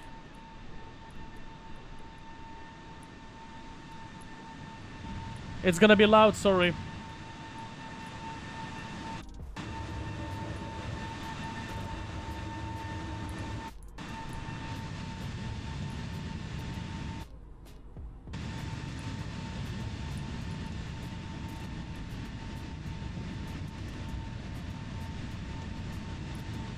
Yeah, so the wing flex is real.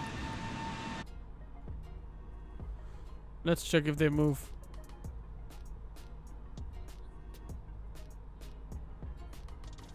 They actually move. That is awesome. My god, look at this beast, guys. That is a beast, my friends.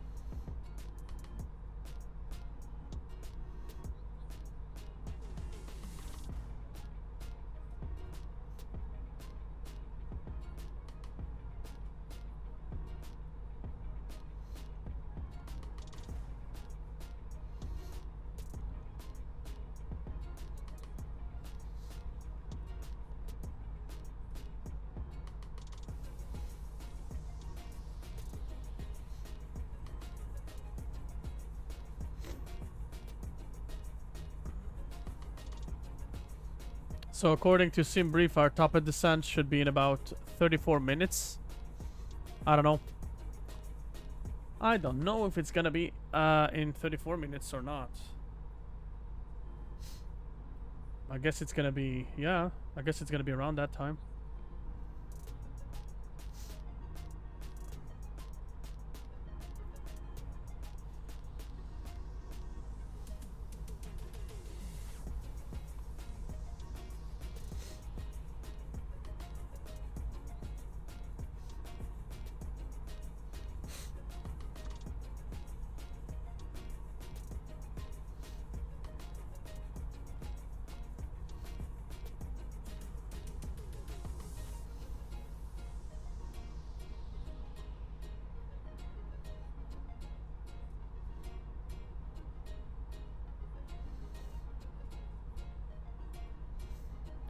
Yeah, it's getting really cloudy on the northern side of where we are at, so yeah.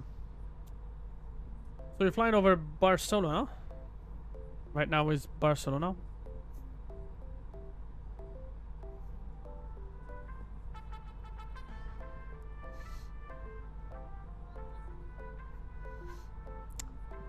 Honestly, kudos to Tap Portugal for having an A330-900, the Neo. Pretty good job. Pretty good job, guys. Pretty good job. It's a good choice. I feel like it's much better than the I don't know. I don't want to speak about the A350 because I have a lot of respect for the A350, although I've heard that it is a problematic airplane, as well as the A380, but I do like this concept of having an A330neo. Bigger engine makes total sense. More economy, more room inside the airplane. Yeah. I'm not really an Airbus person in general, but I'm a long haul person. I'm all for it. I do think that the Airbus A330neo is a very good option. I was going to go to Gibraltar or Madeira with the A330neo, but then I was thinking maybe not a good idea. It's a little too short for an A330neo. We may as well do that. But I remember a long time ago when I streamed for Canada Airliner, I was doing I did a world tour. I mean, at least a fraction of a world tour. And I went to the Philippines. There's in the Philippines, there is a runway, or at least an airport called Bandanayra, something like that. And the runway at that airport is absolutely small. And I was just, I was using back then the A320neo, the default one. I think there was no... Maybe there was fly-by-wire, but it was very, very early. Like, it was in its very early stages. So I flew to that airport, and I think I had to do the approach like 6-7 times before I actually landed. I even crashed on the stream. Like, I was live and I crashed, and I was like... And the next stream, I practiced a lot, and I ended up making it, and I took a video of it. And I started the next stream with a video of the successful landing. It was fun. Yeah, I mean, with Flight Simulator, it's pretty good that you can actually visit countries by just flying over them virtually, and the imagery is the same as what you would see in the real world. It's awesome. I mean, I'm from Algeria. I've flown over Spain multiple times, and I can tell you, it looks exactly like what we just seen.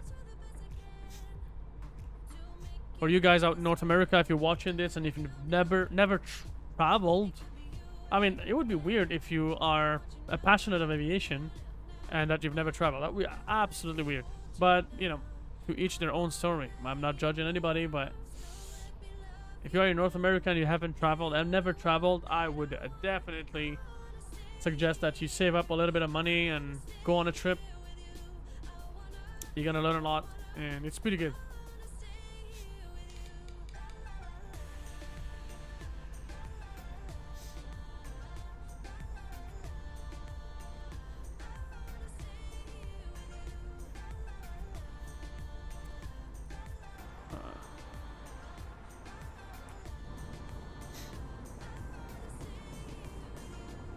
I'm not a big fan though of these water textures.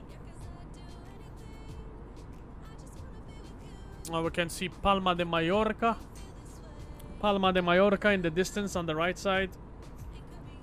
Palma de Mallorca is an island that is located exactly in between Algiers, the city of Algiers, and the city of Barcelona. Usually for us Algerians, flying over Palma means we're already halfway through. Yep, there's Palma de Mallorca and there's Ibiza. Ibiza is much closer to Algeria than Palma is.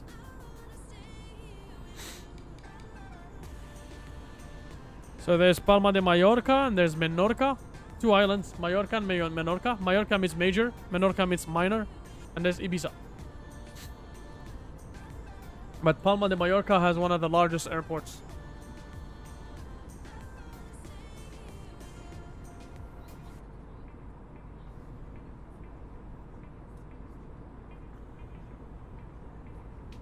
Yeah, so it's getting a little cold. I'm just gonna wear a jacket quickly. Not a jacket, but...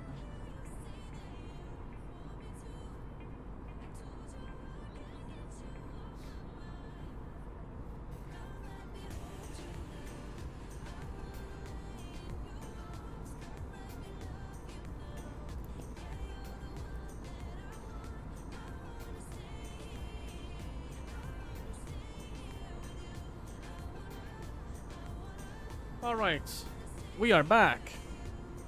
Yeah, it has gotten quite a little cold. I beg your pardon. I beg your pardon. I got a window here blowing. I've actually put my computer case right underneath the window, so it gets all of the fresh air and helps with the cooling. But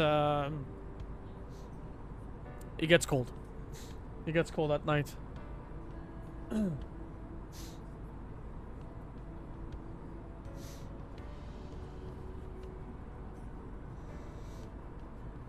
Let's take a look at our plans, just to get an idea as to when we will start our top of descent. So descent phase, what? No. I guess we're gonna have to enter the QNH for arrival, since we have already made it to the Mediterranean Sea. So QNH 1002. Temperature is 9 Celsius. And the winds are no longer variable, they're at 120. Or from 120 at 3. So a little more winds.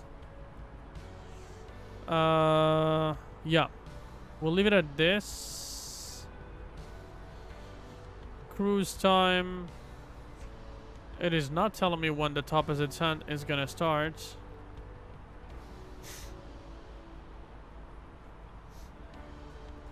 I guess it's just not the time yet. We're still way too far.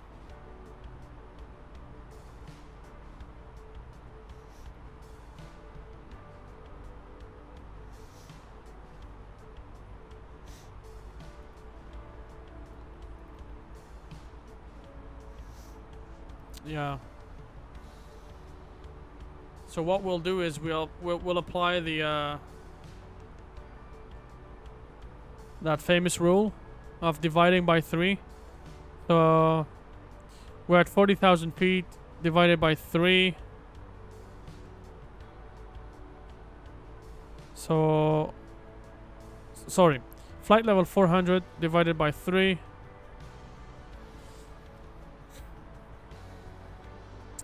That would be 133. So we'll start our descent once we're 133 nautical miles from Fiumicino. That way, we should be on our profile, I guess. My God, I must say that this airplane feels good to fly. But at the same time, visually, it does not feel like a premium product. So it's a freeware, which is totally fine. There's no judgments whatsoever. It's a little bit of a Frankenstein airplane, simply because of the fact that it has the A330neo, the fly-by-wires cockpit, plus an external model that they have made for the A330. I guess it's a combination of the Project Mega Pack, whatever it's called, Project Mega Pack, combined with the A320neo. I think that's what I believe. That's what it is, but I'm not 100% sure.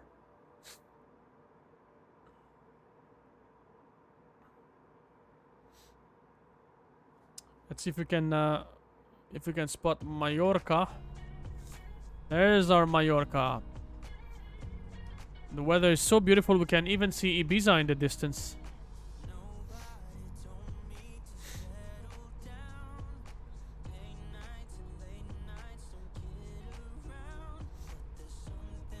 If I'm not wrong, this would be Menorca. Behind is Mallorca. We cannot see Mallorca a lot because it's further. And then in the distance right there, you can see that's Ibiza. It doesn't make sense though. It does not make sense. Oh no. That is not Ibiza. My bad. So that's Mallorca. Mallorca has a bay in the middle. So yeah, that would be Mallorca. This is the whole thing. And this is Menorca. Menorca is the smallest one.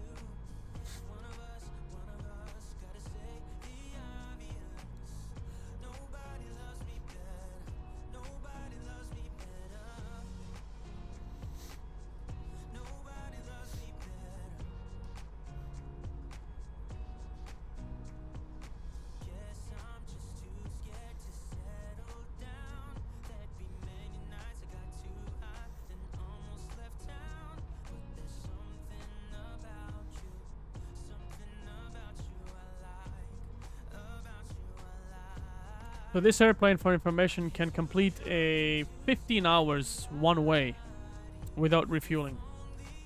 It has a huge performance. It's almost the competitor of the A321neo XLR. I think the XLR's range is slightly less than the A330neo. I mean, obviously the A330neo, the A330neo. I guess it was designed for like taking more passengers, more cargo, a higher zero fuel weight. The A321 is more for like not long haul, but medium flights, medium haul flights. For the people in North America, a medium flight would be from Montreal or maybe from Toronto to Vancouver. That would be a 3-4 hours flight. In Europe, I don't know. In Europe, maybe it would be London Heathrow to Warsaw. London Heathrow to Warsaw, or to somewhere in Austria, Vienna or something. I guess from Austria is close by.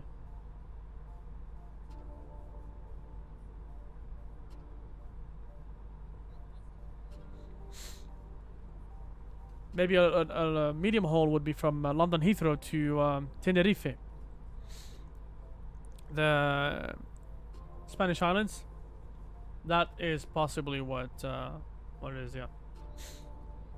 Guys, I'm thinking about the replay tonight. It's gonna be fantastic. It's gonna be fantastic. It's just, I don't know.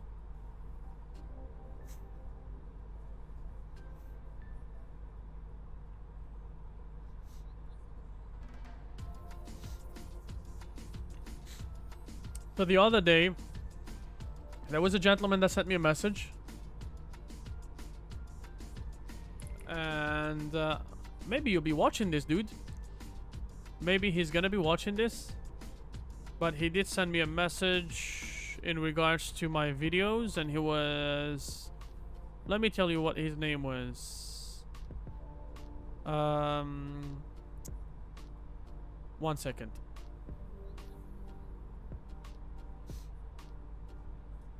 My channel,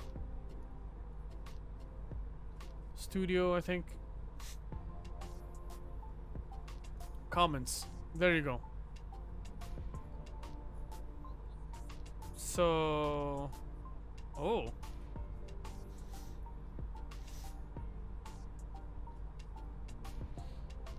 All right. So, what was that?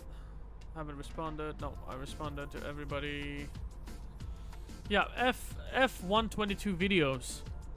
He sent me a comment. He said, when is the next English live stream going to be? And I said Tuesday. So there you go. I hope you'll be satisfied with this stream, my friend.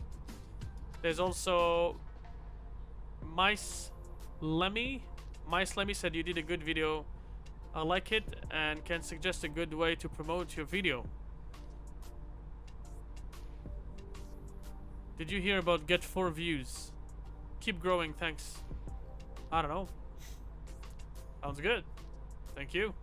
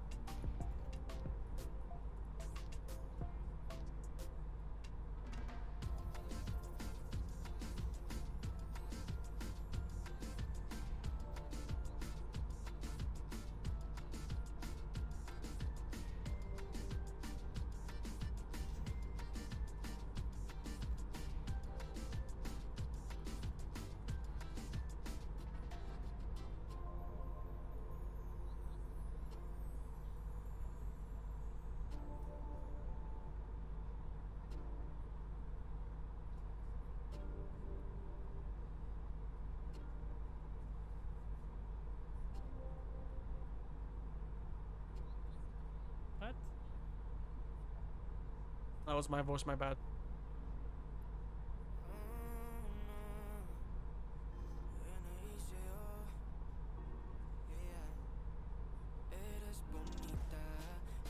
There you go. No more comments.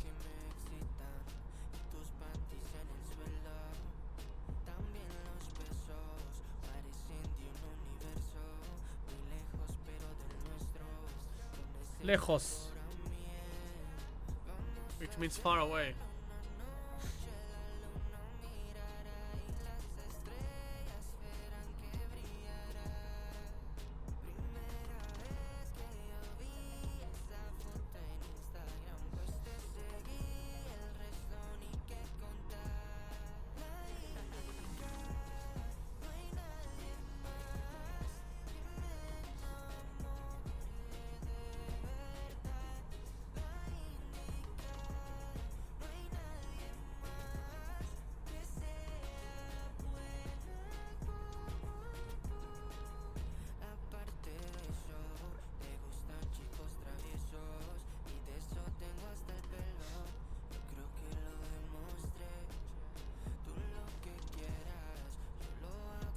So there won't be much to see at this point, since we're flying over the Mediterranean Sea. The only thing that we may be seeing is Italian islands, which should pop very soon. You can see there's an airplane that is traveling in front of us. That would possibly be a that's an Air France, and that's an Air France 777. Which is flying to France, to Paris, Charles de Gaulle from. It is flying from Congo, I think. FAOR. I have to figure out what FAOR is.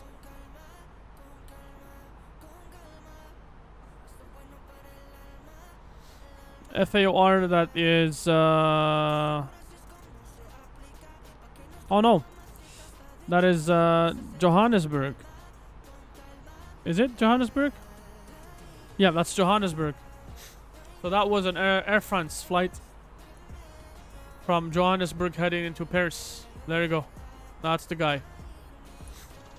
So we do have some traffic at night with FSLTL. The only thing is FSLTL is only going to pull aircrafts off of flight radar when the pilots actually turn on their transponders and they switch it to mode Charlie. Basically, when you go, when you go here, TARA, that's basically when, in real life, pilots will have their, I guess, will start pushing their data into flight radar. That's how it works. But from the moment they go on a park, I think FSLTL just keeps airplane parked at the gate. There's like some sort of system that handles that. But yeah, at night, if you log in, if it's nighttime in Europe, you won't see much because there may be airplanes parked there, but in real life they're just there for either maintenance purposes, or they'll be sitting at the gate for like 4 hours before there's a departure or anything like that.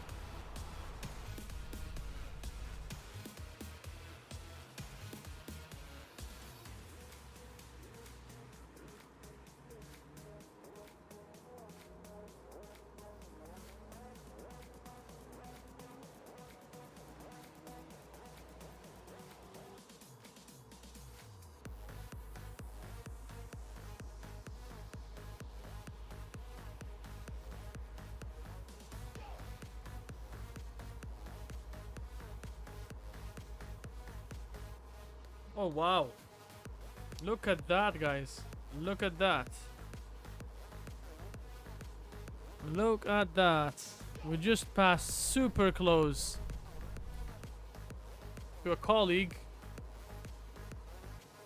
that is actually flying. Let's see what they're flying.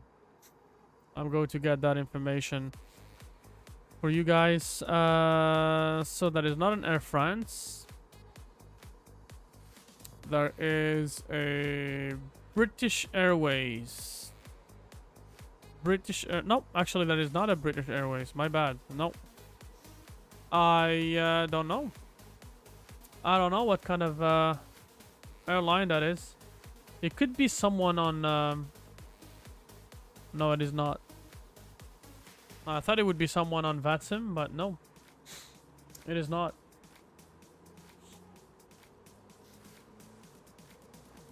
Let's try to see. We could zoom.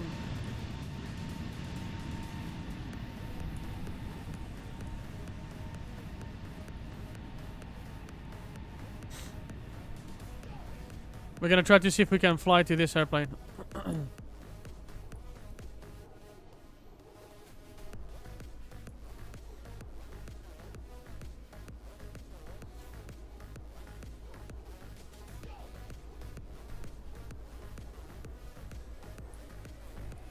There you go. We caught it.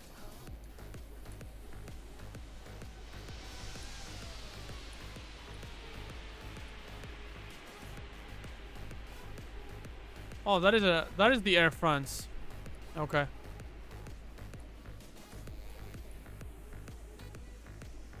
And that in the distance is me.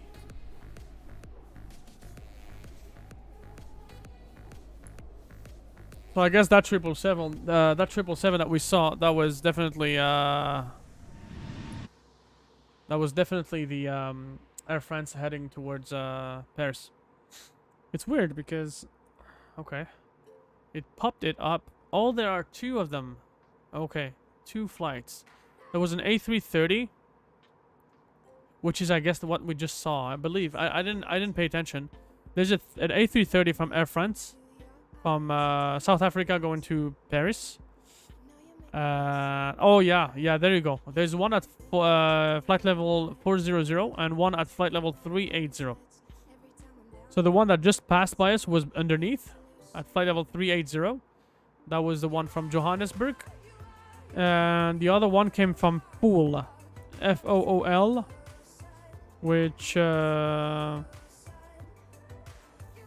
F-O-O-L, that is Lyon, MBA, Libreville in Gabon. In Gabon, Africa. So yeah. Two airplanes going to to one direction from two origins. It's cool. Good to me.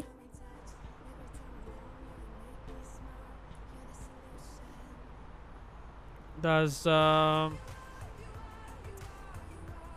let's see if the perf is mentioning anything. Nope.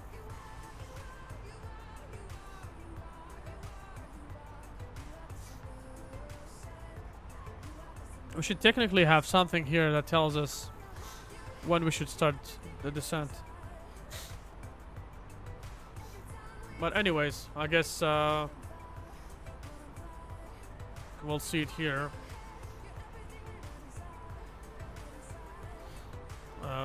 Still have a lot of waypoints for anything.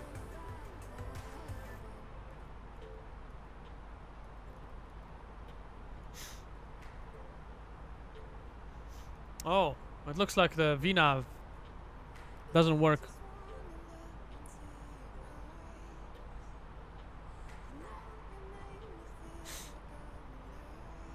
Yeah, I guess that's what it is. This airplane does not have a functional VNAV. Which makes sense. That's why we don't... that's why we can't calculate the top of descent. Not too bad though. Not a huge problem.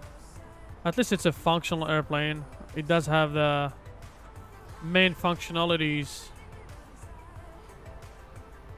that we want from it.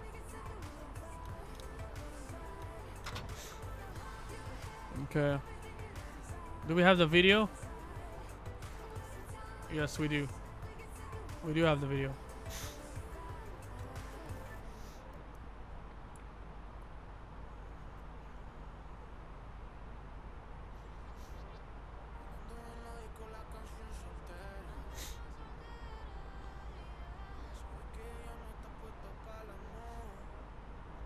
So apparently on the latest updates, they have changed the colors here from orange to white.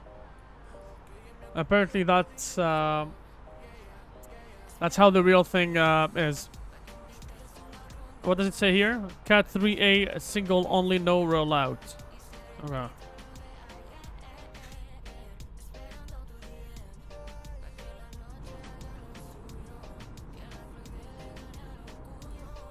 Absolutely nothing. Absolutely nothing. I feel like the waves are a little bit repetitive. Just like way too many. Look at this. It's a pattern. Water textures. Not a bad thing though. But yeah, I wish it was more like randomly generated.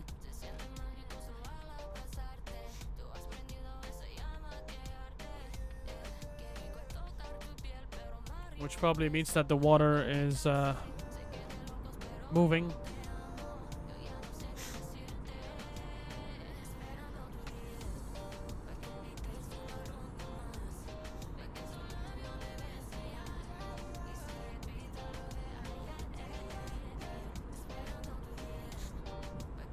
So, Team Brief says the top of the sun should be in 6 minutes.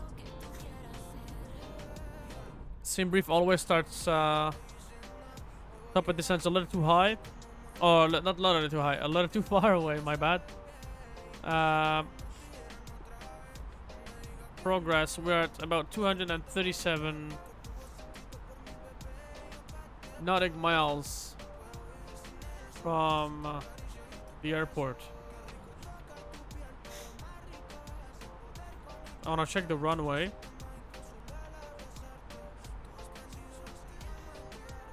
So we're going with is it the 06 left we're going with? Yeah, the 06 left. Oh, sorry, the 16 left is a pretty long runway in Rome. And I do want to know as well, which gate are we taking? So that's gonna be Terminal 1. I gotta know. I gotta figure out where Terminal 1 is. I'll bring it up to you guys. Hold on a second. Let's navigate on Navigraph together. So yeah. I'm trying to find Terminal 1. This does not give much details about the airport. Let's go here. Fiumicino parking stands. There you go. So Terminal 1 is, I guess it's this area here. So yeah, that's what we're gonna do. Which means that we're gonna arrive here on the 16 left. And I'm probably gonna vacate by Delta Golf or Delta Hotel. Continue down on... Actually continue down. Well, better to get into Delta Golf and then enter from here into Charlie, Delta Mike, Delta, and then November Golf into our apron here. That's probably what's gonna happen. As to the top of the sands, our star is gonna start only after we cross Alegria, which is here. Oh, sorry, it's Alghero, something like that. ALG, which is the same VOR as the VOR of actually Algiers, which is literally, what is this, 150 kilometers away from it? It's just, it's amazing. And look how close we are to the Algerian FIR. The Algerian airspace is pretty close. We are in the Barcelona center here. So anyways, I guess we could start. You want us to be at 270 knots here. And Seam Brief says that I should start my top of hold on. LSAC should be my stop of descent. Hold on, I just want to see the altitudes here. 6,000 feet. Maximum 230 knots. Yeah. Okay, I guess we'll start. We'll start now.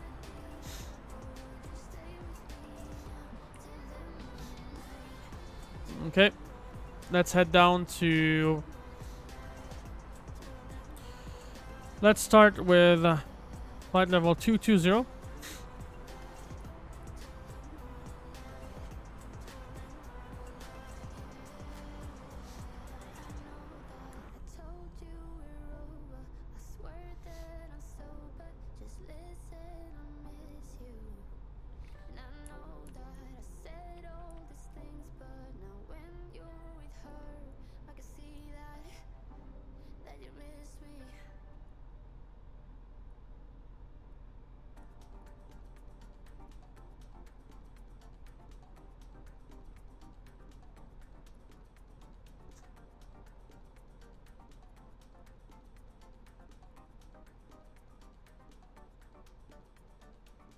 I keep trying to modify that wing view, but I guess it's not gonna give. There you go. Flying over Alghero. Alghero in Italy, Sicilia. Or Sardinia or Sicilia. It could be Sardinia.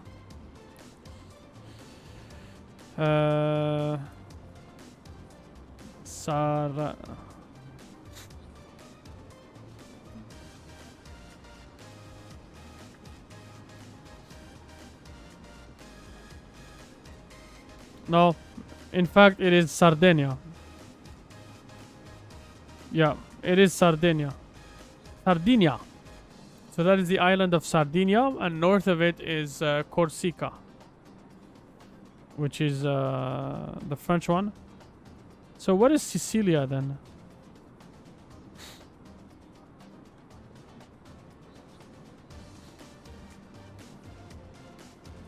Sicily. Oh, Sicily is closer to like Malta. Gotcha. Gotcha, guys. Gotcha.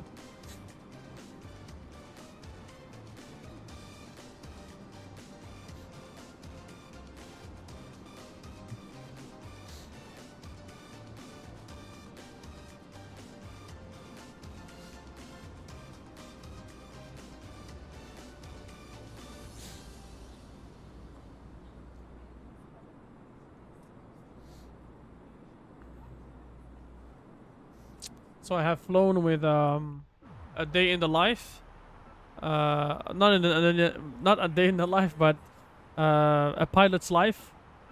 I have flown to Corsica, which is a French island. They actually have a city called Ajaccio.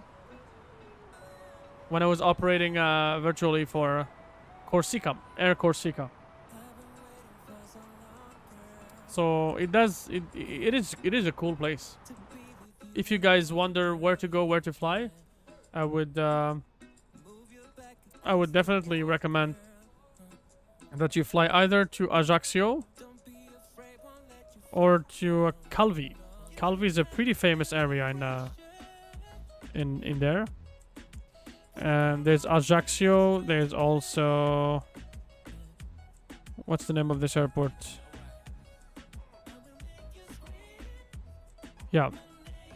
LFKC or LFKJ. Pretty good. There's also Bastia as well. Bastia is also a pretty good place.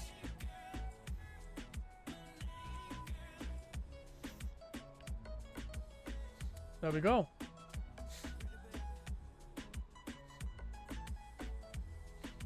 in our descent over the beautiful landscapes of, or I guess over the beautiful skyscapes of rural Sardinia. A lot of green. Not many clouds. I mean, this is literally heaven on earth. This area is heaven on earth. It's the Mediterranean Sea. The water is warm. You can swim pretty much 8 months a year. It's proper temperature 8 months a year. It is it has plenty of fruits, plenty of vegetables, plenty of sun, plenty of coffee. Yeah, a pretty good location to be.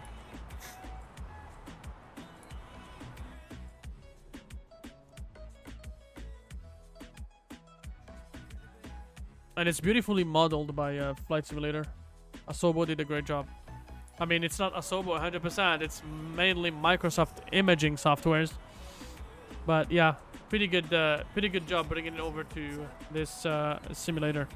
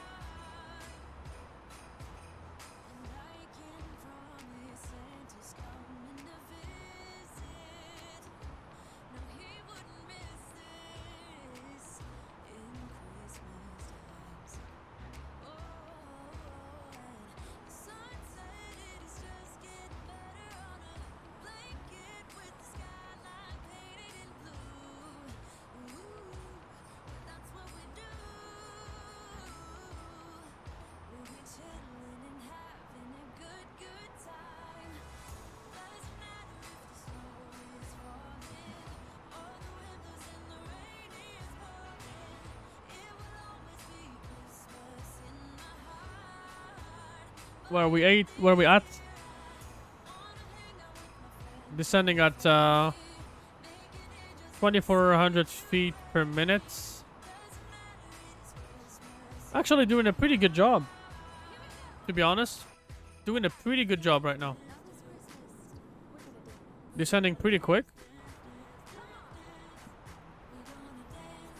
So yeah, it's tough with the stars that don't tell you where or what the altitude would be. Altitude set hectopascals, transition level by ATC. Holding over.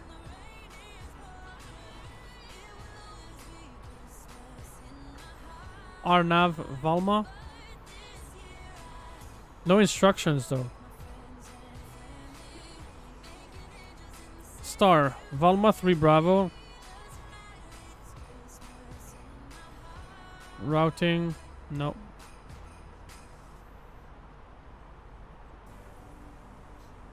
I guess 6,000 feet just because of the fact that we're gonna fly over the airport.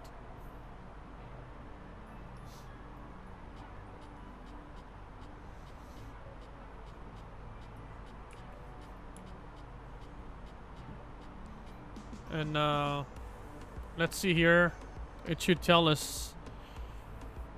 It should normally tell us when. Oh no, it doesn't. It doesn't tell us when we're gonna be hitting the the aforementioned altitude.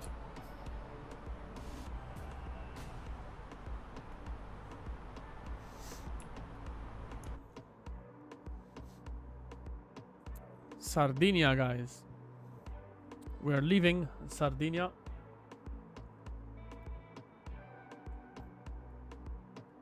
And up ahead is gonna be Roma Fiumicino. Aeroporti di Roma Fiumicino. That's I believe that's how they pronounce it. Aeroporti di Roma Fiumicino. There you go.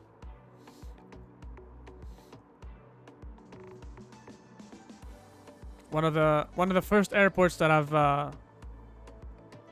I've flown to. Beautiful city, Rome. Lots of cool places to visit, for sure. It's almost nostalgic to fly to Rome. By the way, if you notice this is just the airplane being angry. Okay.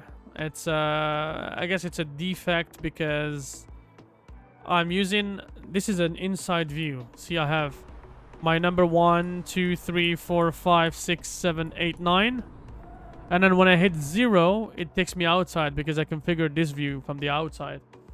This is my streaming view because I'd like to show you the airplane from the outside without necessarily having to handle the noisy engines.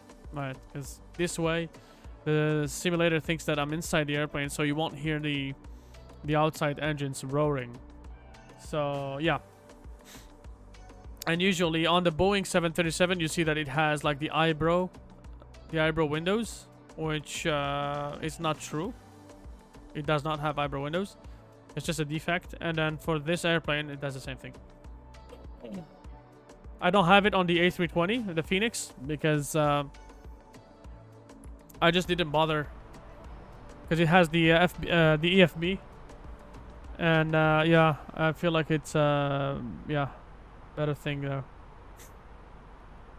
Okay, so we're going to deploy our spoilers, and we're going to get into an open descent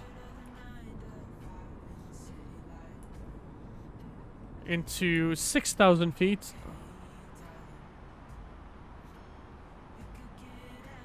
Let's see how fast we're going down. Okay. Okay. From the flight deck, ladies and gentlemen, as you may have noticed, we have begun our initial descent down to our destination. Now would be a good time to wrap up any business you need to take care of as we prepare for our approach. If you are up, once you return to your seat, we ask that you remain seated for the aircraft without safety updates. And my next point is Rooks Up. Rooks Up, which should be... Rooks Up is not... hold on a second. Rooks Up? I'm heading to... Yeah, Rooks Up is here. I can see it. Rooks Up. Okay. I think we're descending a little too fast. I'm going to do manage mode. So... And, yeah. We're gonna mention that we want 6,000 feet over Valma. Oh. Oh ho. Oh ho. FL60. Aha. Okay, so let's do this, okay? We're gonna 270 FL60. Aha. Descent speed limits. It's descent. There you go. Now it knows that I want to be at Valma at flight level 60 at 270 knots. Actually, no. It's below 10,000 feet, so 240. Oh, yeah, actually, it actually says in the charts that it's max 230. So let's do it this way. Which means that Tinto, I want to be 240 over flight level 80 over Tinto. There you go. That is a descent one. I feel like I should have prepared this much earlier. We're gonna stick to all of these guys until we get to our final point, which is Auxerre. Auxerre, I wanna be at. What is this? Where is Auxerre? Auxerre. Auxerre is DME 10.9. There you go. Auxerre is here. Yeah, it knows it.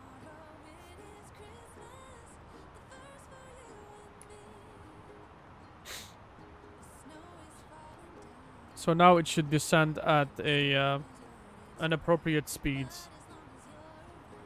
And I'm guessing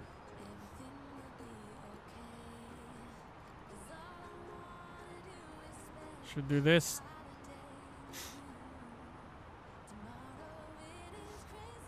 Tinto Batox.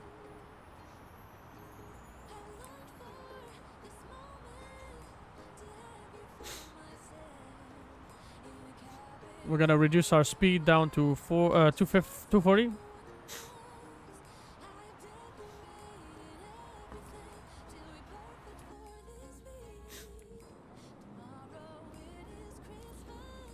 It is pretty cool. Local time is 1:31 p.m. It does feel like oh, look at this. It's pretty cool. It actually says departure time, arrival time 13:45, and we're actually it's 13:31. So it's pretty cool. It's pretty cool that it shows that.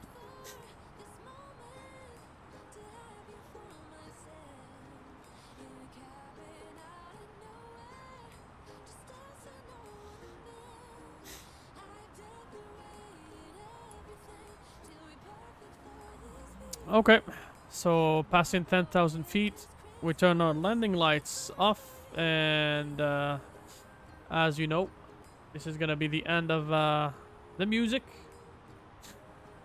Since now we wanna focus. My bad. Now we wanna focus on the landing.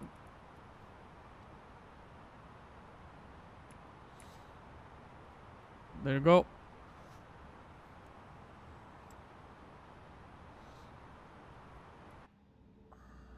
The sun is behind. Oh no. There you go. I heard something. I thought it was something that didn't work with the simulator. There you go. So it is going to hold for Tinto.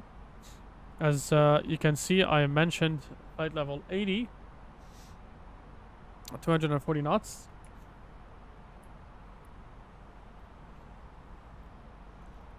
I'm guessing that, yeah, I'm limiting it 240 knots.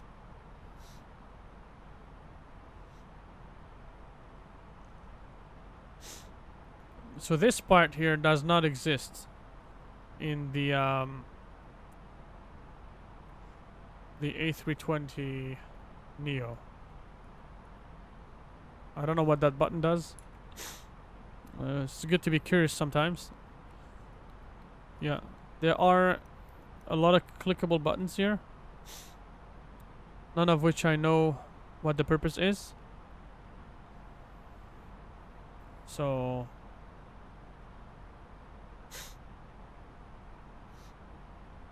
there you go. We can start to see a little bit of Italy in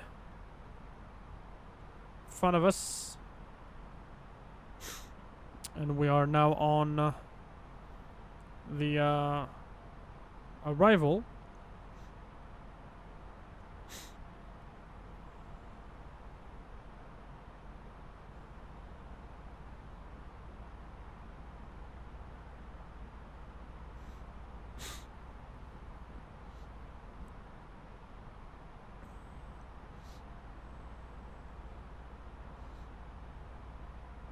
Yeah, so it does look like we've arrived a little too fast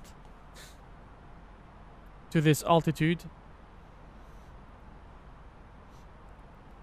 It gives us some time to look into the EFB here and all any of the cool things that we may have we weren't aware of. Metric altitude, no. On the new airplanes, it does say no portable device. FMGC latitude, longitude. Yeah, this is better. Yeah, weights in pounds, in kilograms, since we're in Europe. Sync MSFS flight plan. Load only. Save no. Enable SIM-bridge connection. Auto deactivates after 5 minutes if no successful connection. Oh, it's pretty good. External SIM-bridge port. That's something else. Dynamic registration decal. Use calculated ILS signals. Will chocks. Safety cones. Yeah, sure. I believe this airplane used to have an issue with GSX, but then now it works. Now it works at its full capacity. This is for the Navigraph integration, pin charts. It's pretty cool. I mean, I guess I'm doing a quick showcase here for those of you that have not used this airplane. It can be pretty useful. Cockpit preparation. I guess here we're on the approach checklist. Barometer reference is check. And as you can see here, on the perf page, we're looking for QNH 1002 and the barometer reference for Rome. I guess the visibility. I'm just gonna do a quick one last weather check. One last weather check. So, visibility has gone down to 6,000. I guess it's still okay to do a lock. So barometer is gonna be 420. And so yeah, we continue on here. So barometer reference, I guess set both. Seatbelt signs are on. The minimums have been set. I can't actually set them. Auto brakes are set. Engine mode selector is done. Yeah, this is cool. This is pretty cool. This is interior lighting. No names. Load presets. I don't know. Interior lighting preset to load or save. No name. No name. No name. No name.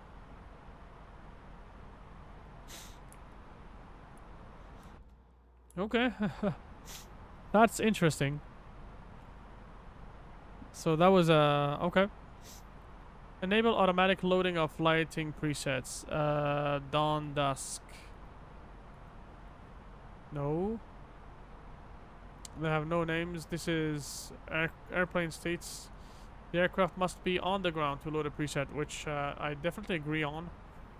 With realism, the alignment time, boarding time, autofill checklists. I guess now, whatever. I'll use these checklists in the future because it's much better than the this checklist that I have here. Because I use the checklist from a virtual EasyJet, and that checklist, in fact, is pretty good. And it's a physical checklist. I have plastified it, so it serves me well. It has a good purpose. Same for the Boeing checklist, the 737 checklist. So yeah, a home cockpit mode. I don't know what this does. It's probably going to mess up with my simulator, so I'll keep it off. Separate tiller from rudder, it's already on. MCU keyboard input, I don't want to do it. I like to click on the buttons. Show pilot avatar. I don't need it. I'm the pilot. First officer avatar, I believe this is broken. It does not work. Not right now, but on the next update, I'm not on the latest update, but on the next update it should work. My bad. Okay, so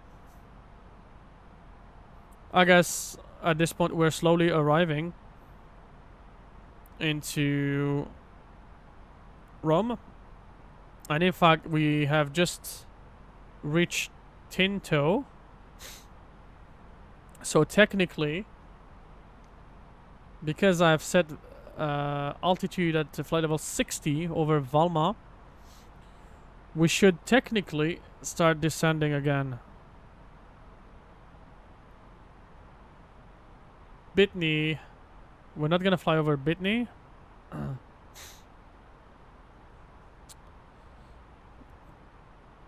looking at the charts here very briefly. RF, yeah, so RF 422. Yeah, here RF 422. I need to be at 220 knots, 4,000 feet.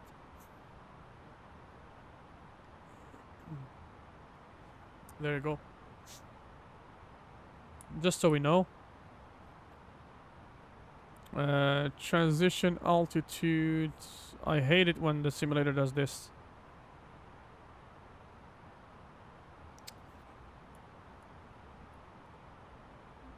There you go. And we said it's 10:02. Cross check. Yep, it is.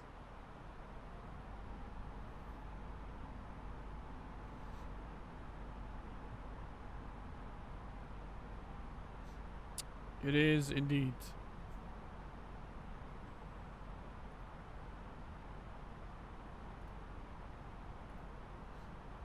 And it has gone dark for me since the beginning of the stream, as you can see. Just like I expected, it has taken a little too long for this flight to be able to do a return flight. If I do a return flight, we'll hit the 6 hours mark on the stream, which I believe is going to be way too much for you and for me as well. So I think it's going to be reasonable at this point to end on this arrival. We're not going to stay on. Do not click on do not hit the exit button. No, we're still here until we reach our destination. But the point is, we're not going to do a my bad. We're not going to do a turn, which means we're not going back to Lisbon. Because if we do, by the time I make it back to Lisbon, it's going to be daytime in Europe in real time. Yeah, there you go. It's 3:40 a.m. Zulu right now. I'm expected to arrive at 3:45 a.m. Zulu. So if I go back to Lisbon, it's gonna be 6:45, maybe even more. If I leave, I have to get ready and prepare myself. And if I do so, oh nice, we descended to flight level 60, which is cool. Yeah, so if I do get ready to go back, it's probably gonna take me about half an hour to do so. But can you imagine arriving at 3:45, getting ready right there, departing at around, let's say 4:15, 4:30 Zulu, again local time, and then heading towards Lisbon. Look at this, 2 hours and 45 minutes. So if we leave at 4:30, yeah, we'll hit the 7 a.m. mark real time. So yeah, we'd rather not. I'll keep doing flights for you guys anyways. I'm here to stay. And the Canada Airliner channel didn't really last much longer than I thought it would, but yeah, it should be good.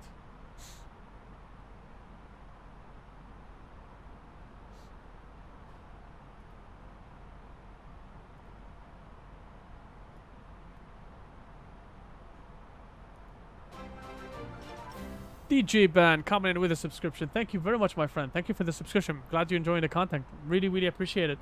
Thank you, my friend. Thank you. I really appreciate it, DJ Ban. DJ Ban, I know, I think I've seen you before for some reason.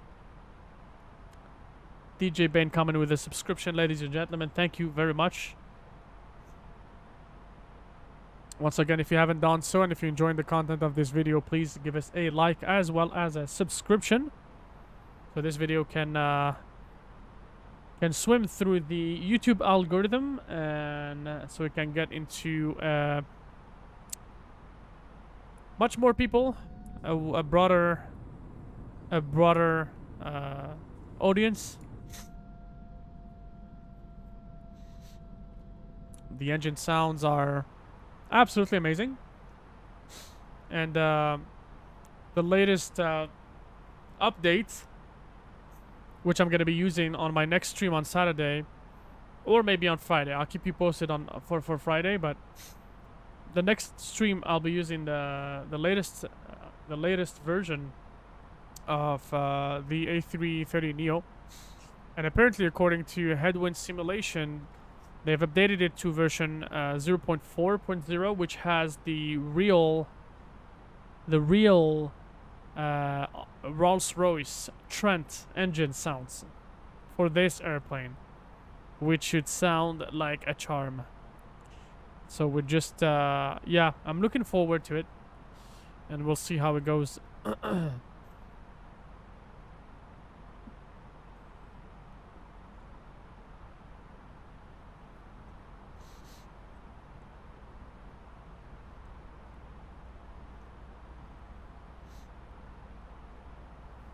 Check the temperature here. It is 10 Celsius.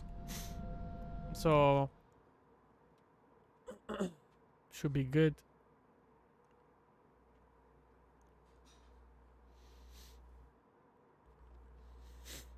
And we're gonna be starting the replay mode for you guys in a few minutes.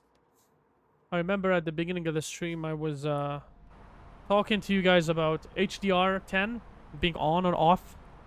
I did not want to mess with it during this flight, for at least the purpose of continuing this flight safely. But once we arrive, and after I guess once we arrive, I'll try to mess with it. I'll try to see if it does anything, or maybe maybe it shouldn't be a good idea. I guess there are some videos on YouTube that that would show the difference.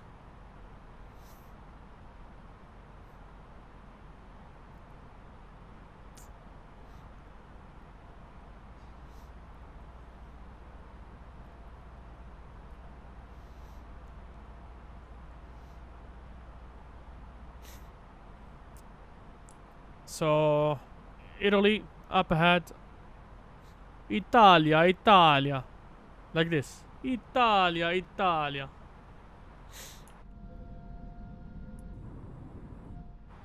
Typical Italian weather. Few clouds, sunny.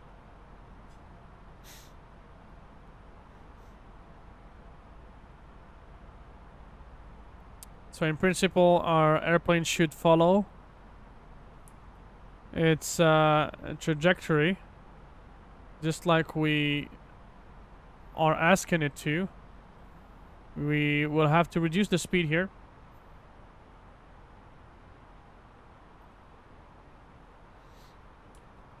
And let's try something.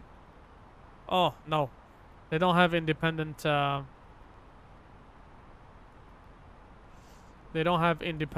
FMC controls, which is not a big deal. It's okay. Free text, what would that be? No.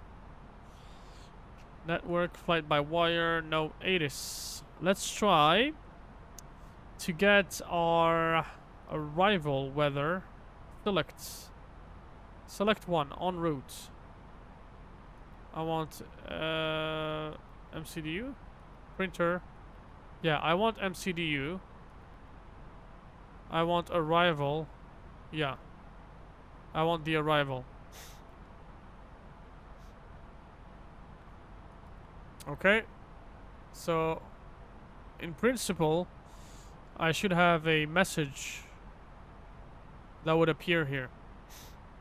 And then here it should go to 10:02. I thought it would synchronize, but it doesn't.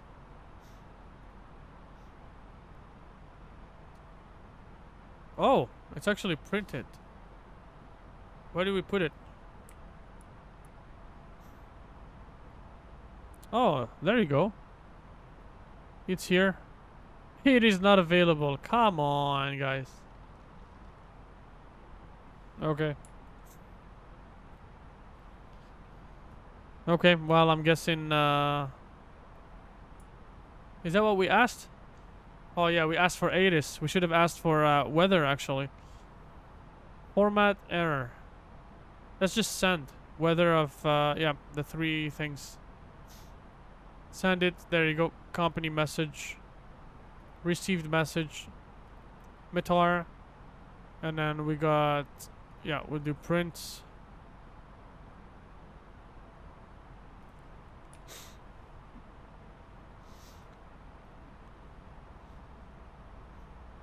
It is actually printing, which is cool. Super cool. There you go. And now that it printed it, we can check it here. 150, oh sorry, 150320 Zulu. So that's about 20 minutes ago, 28 minutes ago that this Metar came out. Winds from 350 at 3 knots. Visibility 7,000, so it went up. No significant clouds. Temperature 7, dew point 7. Altimeter. QNH 1002. No significant change. No significant change, sorry. Metar for LIPE, which I think is Palermo, I think. I think it's Palermo. Same thing, 290 at 5. Variability. Visibility almost unlimited. Scatter cloud at 2000. Temperature 11. Dew point 9. Okay. That would be north, which makes total sense.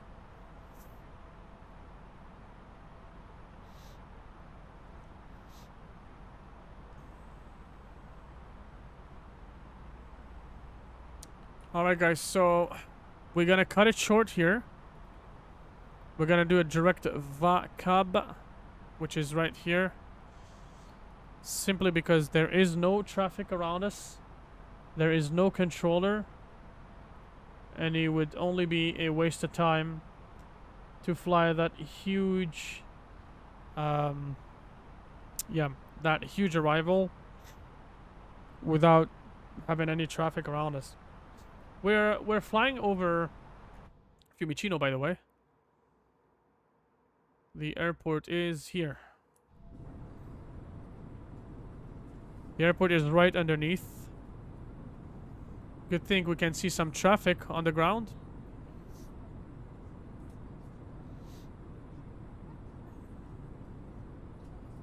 And I'm gonna be starting the replay in a very short moment.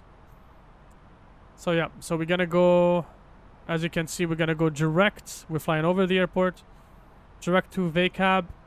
Then I'm probably gonna do a, yeah, we're gonna go down to 4,000 feet at RF 442,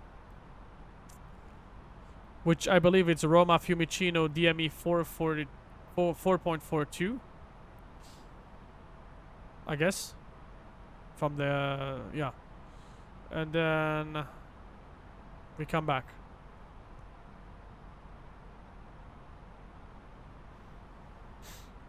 No, it should be good. Either way, we are closer than ever from our destination. It is indeed not a good visibility right now. Indeed.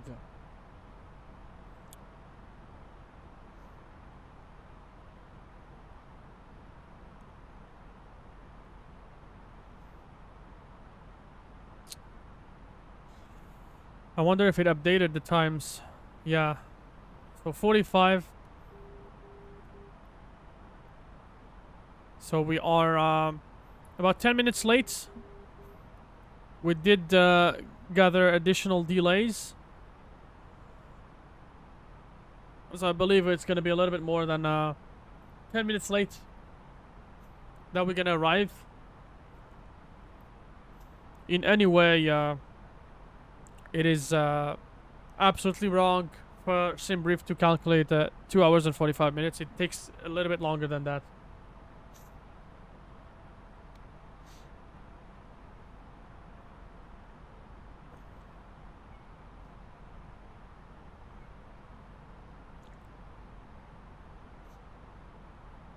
Turbulences, that's normal. We're flying over rugged terrain.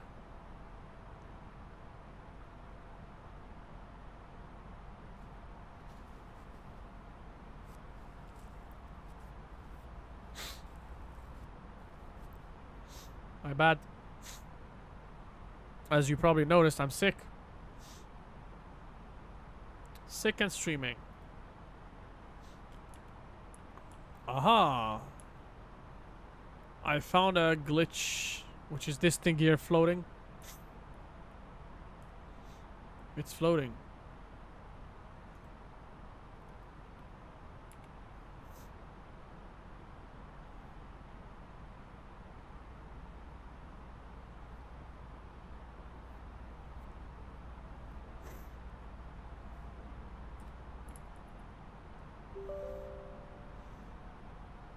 And that's the replay system coming on.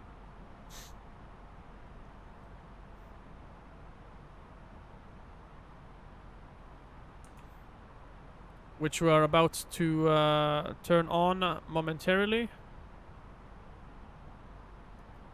There you go.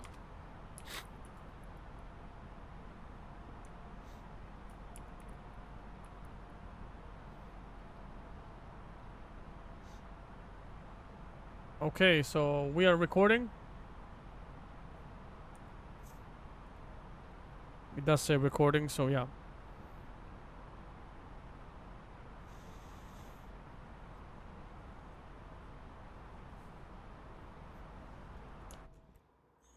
So we passed Fiumicino. It's behind us in the distance. Italy looking as beautiful as it's ever been.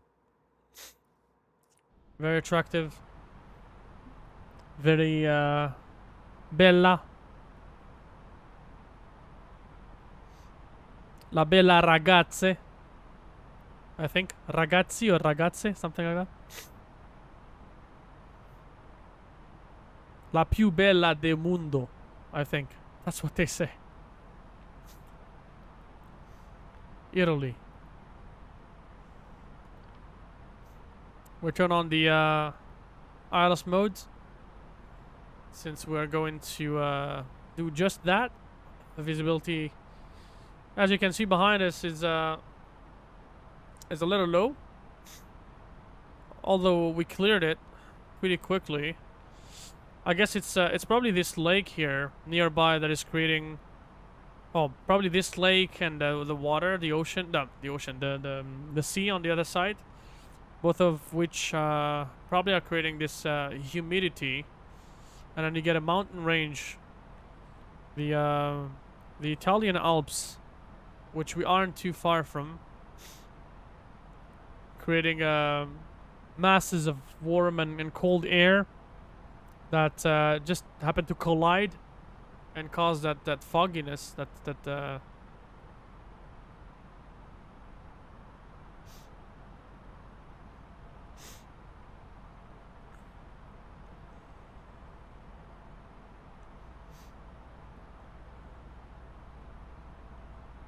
It is a mix of warm air and cold air that meet here. That's possibly the reason.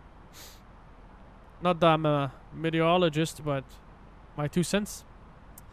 My 2 cents. So we were expected to go down to 220 knots around here, and we should technically be going down to flight level 40, or should I say 4,000 feet. It is not doing it, so I'm gonna do it myself. So we're manually going down, and as soon as I hit this green circle here, we're gonna go down flaps 1 notch.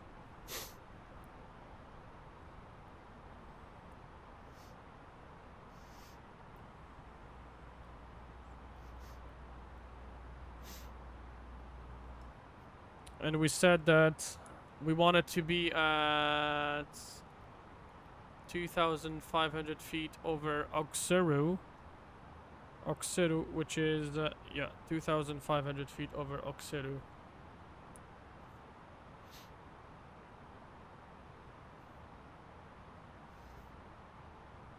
What we could do is we could drop our speed down to 200. Set the altitude to 2,500. Set the descent. And then we could go direct Exama. So we could intercept much faster. That would be a great shortcut.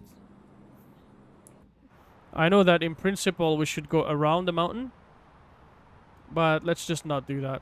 Let's just cut it short. The descent is cool. We go down flaps 1 notch.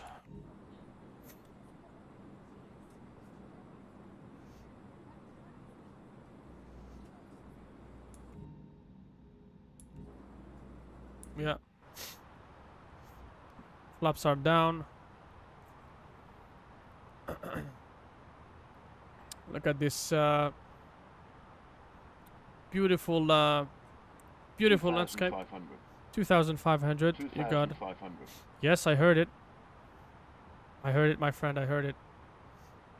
Yeah, we're just flying over slightly elevated terrain, which makes it normal for the system to sort of scream at us.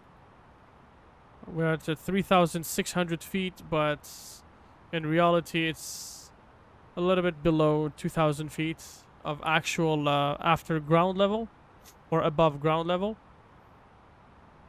So this is the above ground level, and this is above the sea level. Exama should yeah, we should fly very, very close to some elevations, to these elevations here, which is not too bad. Just yeah, we're still gonna be over way over 1,500 feet, so should be okay. We may hit the 1,000 mark over this terrain here that we're passing by, but then as soon as we hit the lake, we should meet with Exama right there. So let's see how it goes. Do the outside view, Air Portugal. Engines quiet down. Yeah. So yeah, so here it's supposed to go down to about 1,500.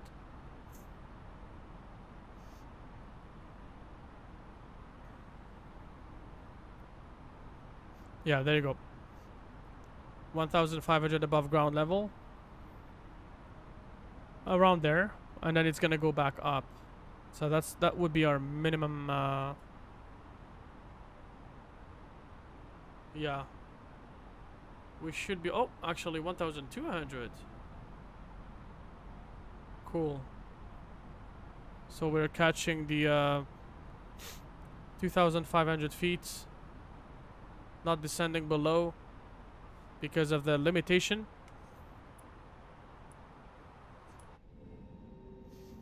We are very close to the ground. I can only imagine people down on the ground seeing a huge monster like this one flying over them. That'd be something. Okay. So we back up.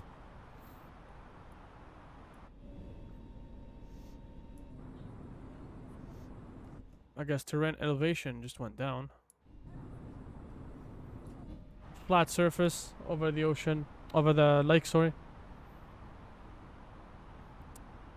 And then now at Exama, we are going to descend to Oxeru at 2,500 feet.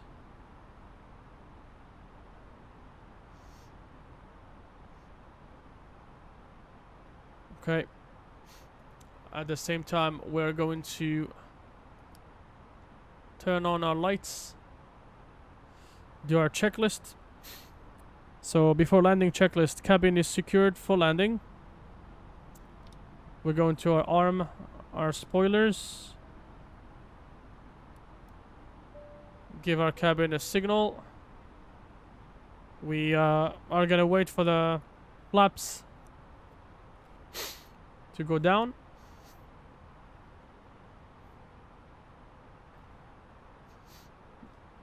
There you go. Now the speed should start to go down.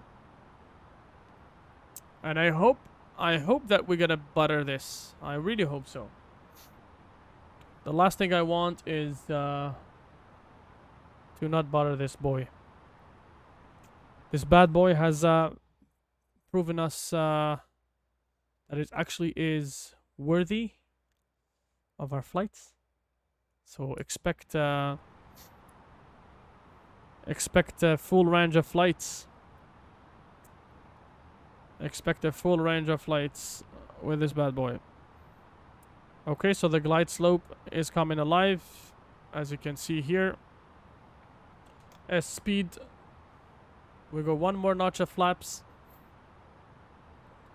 We are at DME 10, or actually 10 nautical miles from the airport. As soon as we hit 9 or below 10, we are going to open the landing gear, or lower the landing gear. Flight attendants, please prepare for landing. There you go. Thank you, Captain V1. Or First Officer V1. There you go. Losing speed. Flaps full.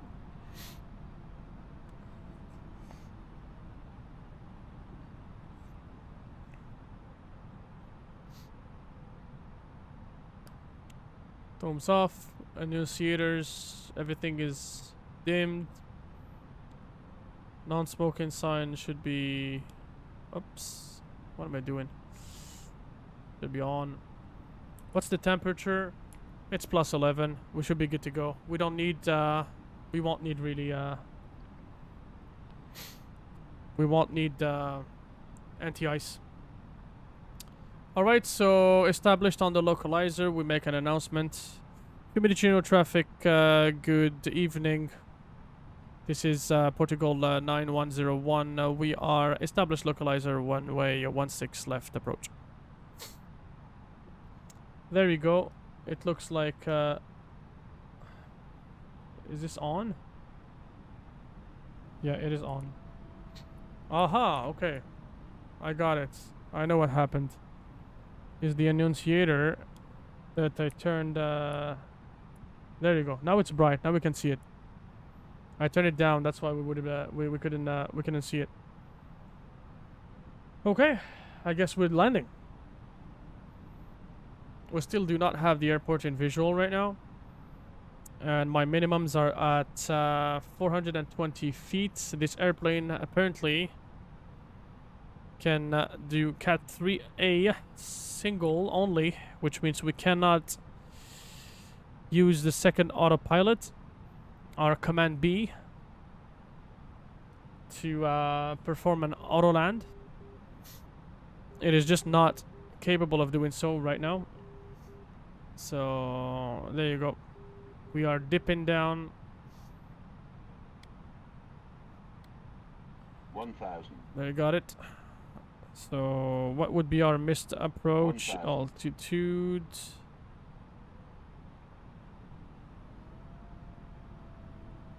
Mr. Approach altitude is gonna be 3,000. Actually, 3,000 feet. Okay, so 1,000 feet stabilized. Mr. Approach altitude has been set. Before landing checklist, landing gear down, signs on. Spoilers are armed, flaps are set and full. ECAM memo landing no blue. There you go. Beautiful view of the highway underneath. And do we see the runway? Yeah, the runway's here. We're seeing the runway, so 500. 100 above. 400. Alright, my airplane. Minimum. Continue. We're gonna hold it a little bit. There you go. Go down a little bit. 300. There you go. Just trying to catch up. Didn't want to hit the 200. trees.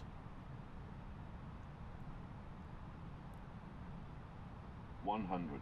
Okay. 50. Over the numbers. 40. 30. 20. Throttle off. 10.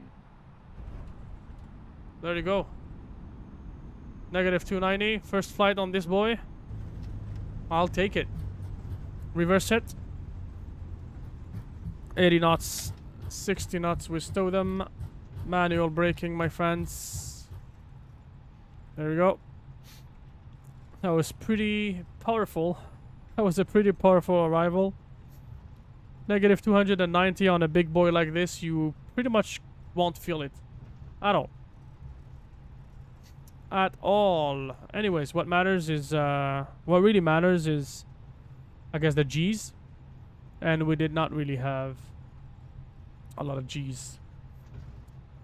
The G effects.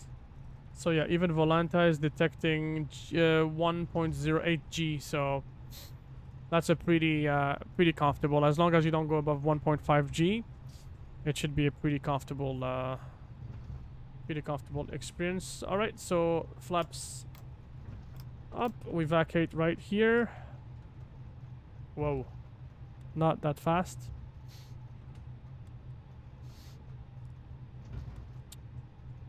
And make sure our spoilers are disarmed and stowed. So there you go, ladies and gentlemen. Welcome to Fiumi e Chino, amigos. Axle lights, wing lights no longer required. APU master switch on.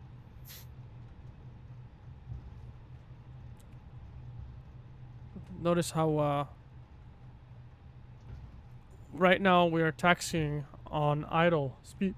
Sorry, we're taxiing on pretty much on idle speed, which is quite a thing. We're going fast. Yeah. No, I promise. I still have a couple of flights to do with this bad boy. I have a flight on Saturday. 2 flights actually, from Algeria to Orly, Paris, and back to Algiers, to Oran, the new scenery, with the Air Algerie, A330. So we are to extra flying on this bad boy, so I can learn how it functions. Because it actually hit the ground pretty solid. I think it's my bad. I should have done the retard much earlier. But I kind of flown the landing just like I would do for a PMDG 737.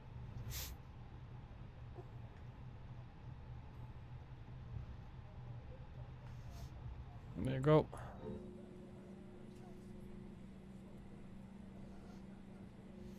That's our airport and the horizon.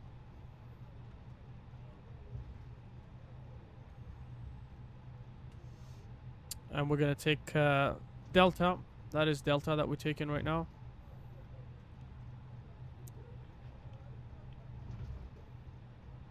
Not even sure if we're supposed to take this one. No, yeah, we are. It's Delta 4. So it's Delta 4, I believe, is an entry point. I'm guessing it's an entry point to runway 25. Because you take Delta 4 and you just slide into runway 25 for departure. Which makes sense. Oh, sorry, my bad. Runway 34. 34 right. That's what it is for. Okay. So...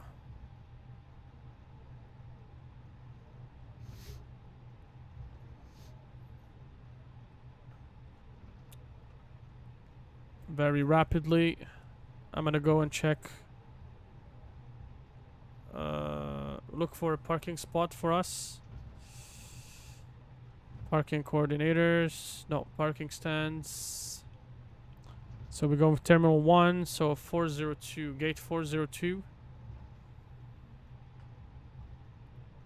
Let's do gate 402.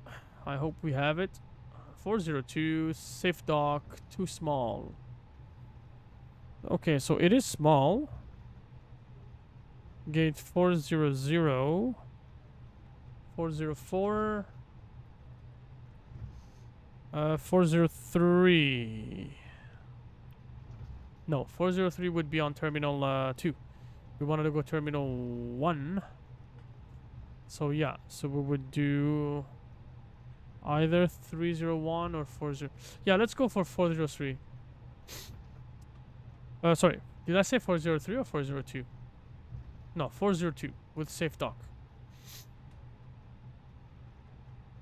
There you go. Aviation services. Handling by aviation services. And look at this. The visibility is pretty bad. We are going to turn left right here. There you go, my amigos. Fiumicino has a lot of airplanes parked here right now. Ryanair, Etihad, ITA, the new airline.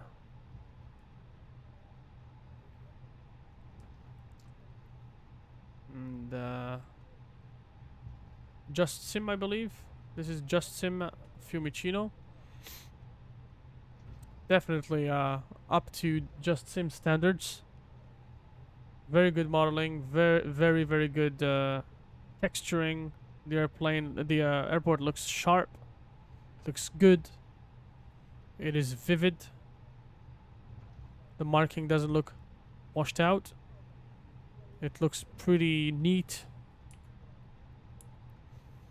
Yeah, nothing negative about this at all to say. I just want to make sure I identify my yeah, there you go. Identifying the point. That's my terminal. That is it a company airplane? No way. No way. I'd be so impressed. No, that's the Etihad.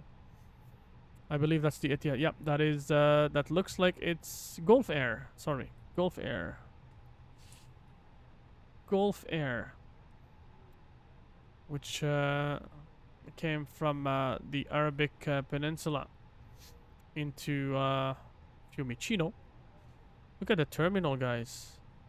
Look at the modeling. I feel like it does feel like it's a very extensive work that they had to do to build this airport. It's pretty beautiful. So our gate was we said 402. If I'm not wrong, 402 with safe docks. So we turn on the APU, and then we're going to go bye-bye taxi lights. Approaching 402 right here. So what we'll do is we pass the sign. Put on the brakes. We start our turn. We will turn past the line.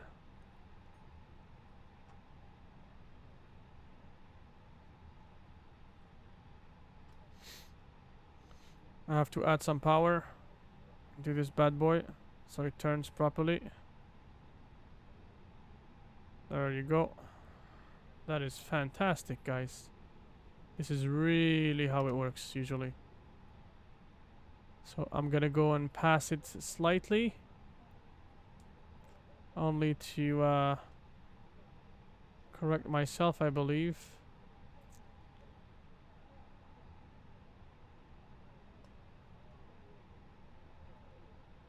There you go. So I'm gonna have to turn to the left. Sorry, my bad. To the right. Here. To park.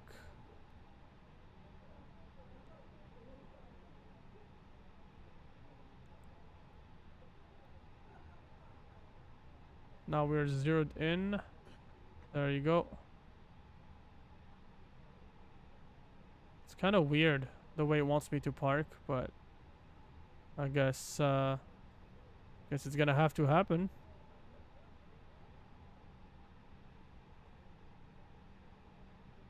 It's a weird way of putting the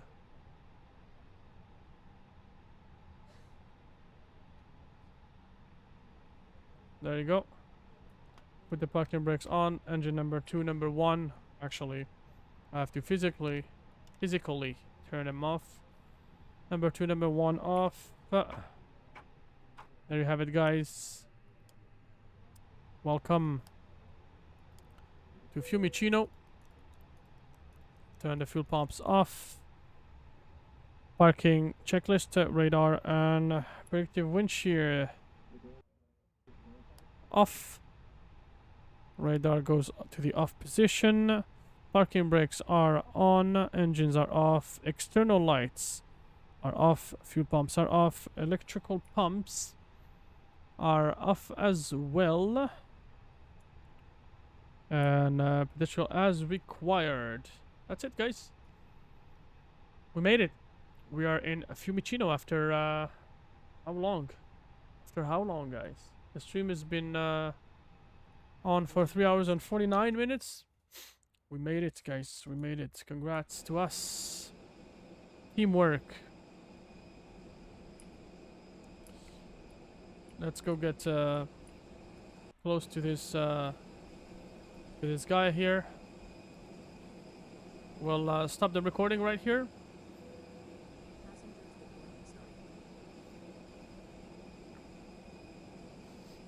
Passenger deboarding started. I haven't even connected yet. And it's a not too bad job, honestly. Not too bad job at all.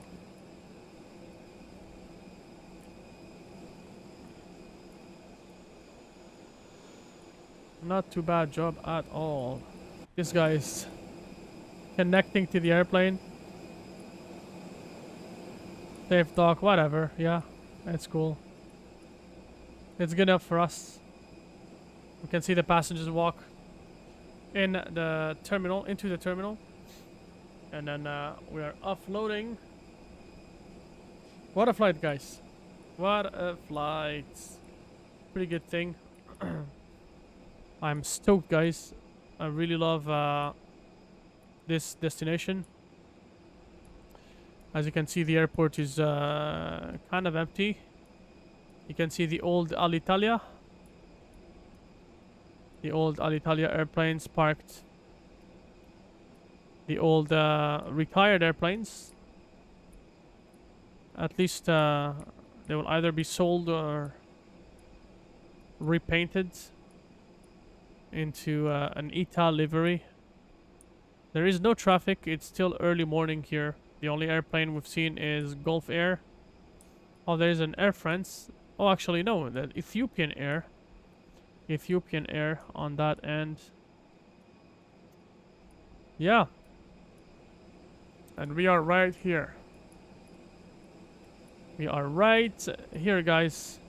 It's been a pleasure, guys. Honestly, it's been absolutely a pleasure for me to stream today for you guys.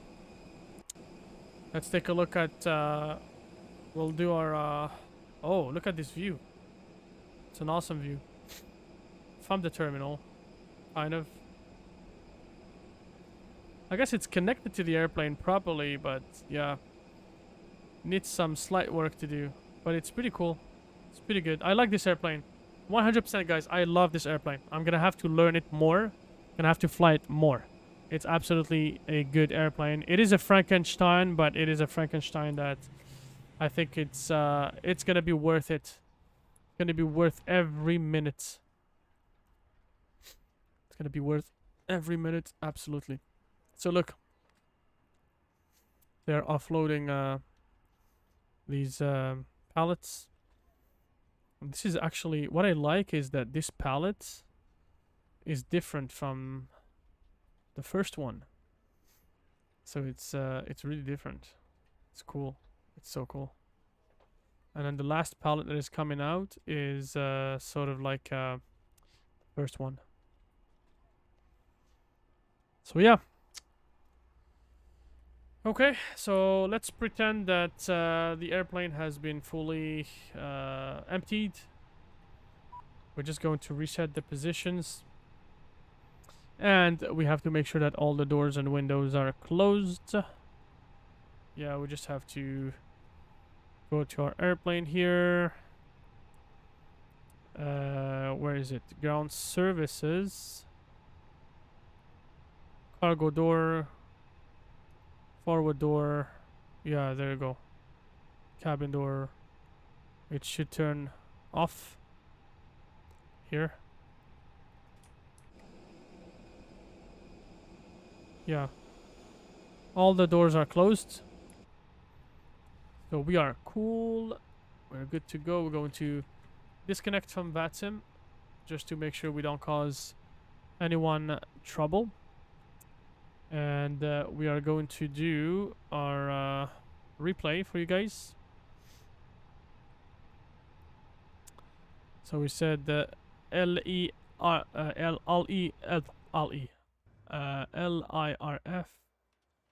So we're going to... there you go. Start about here. Don't worry about these sounds. Don't worry about these sounds, guys.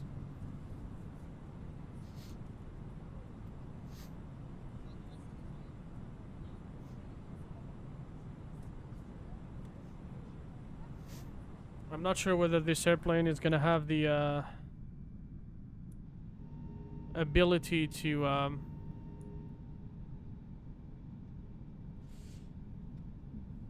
have the flaps go down or not, because it is a modded airplane. It's not an original airplane made by developers, but yeah. So we'll play some music while we are playing this replay for you guys, and do some music. Where is it? Let's do this here.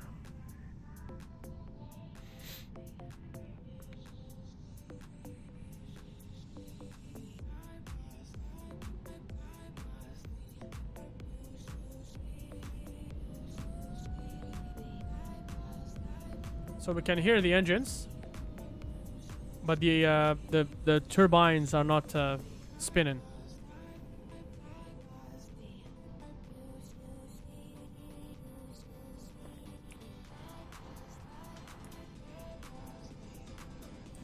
I guess we accelerated.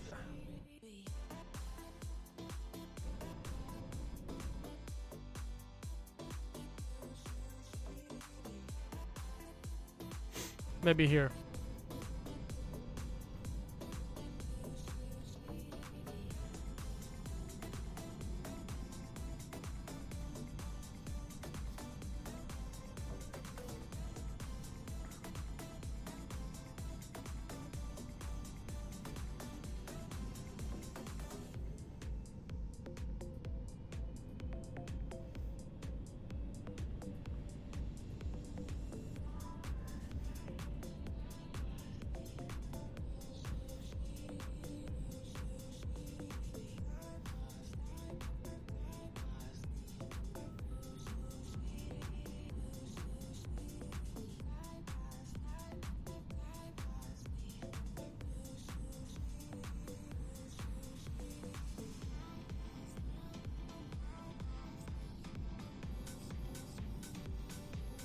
There you go. The landing. We shook it. 0.28 G. Pretty good. Let's bring it back. We're just gonna see. I just want to see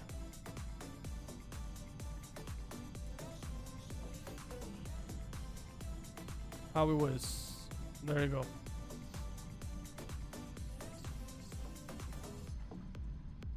Beautiful view, eh? Very beautiful view. I've never flown TAP Portugal.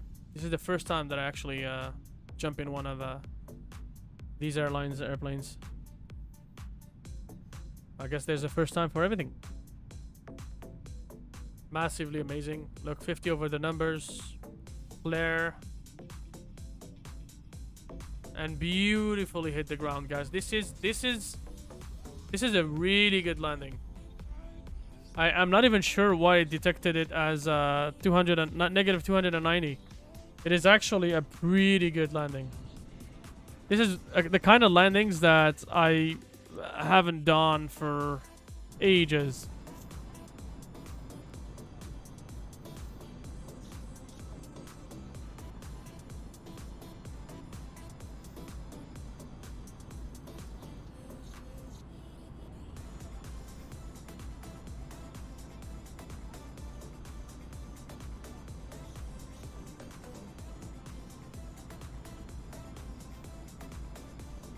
It hit the ground pretty well. I take it, guys. Day and night. This is a pretty good landing in my standards. Pretty good landing. Alright, let's bring it back up to about here. We do this view this time. Actually, yeah. We do this view this time. And we start the goodbye song. The song that brings a grown man down to their knees. There you go. Upon this song, guys, I thank you very much for all the people that have joined the stream today. All the people that have left us subscriptions. All the people that have left us likes. And all the people that have been keeping in touch with us by sending us comments, text messages. Thank you so very much, everybody. Thank you to Rafiq Pilot for leaving me a comment in regards to one of my previous videos. Thank you to F320 Sim Pilot for leaving me a comment as well for another of my videos. I really appreciate all of your likes for today's video, as well as your presence. Your presence is very important, as you can imagine. That's the reason why I do what I do. And I will continue to always appreciate it. We'll see you guys for another English stream next Tuesday without any mistakes. I'm going to try to work out something for you guys. Until then, peace. Have a good night, guys. Bye-bye.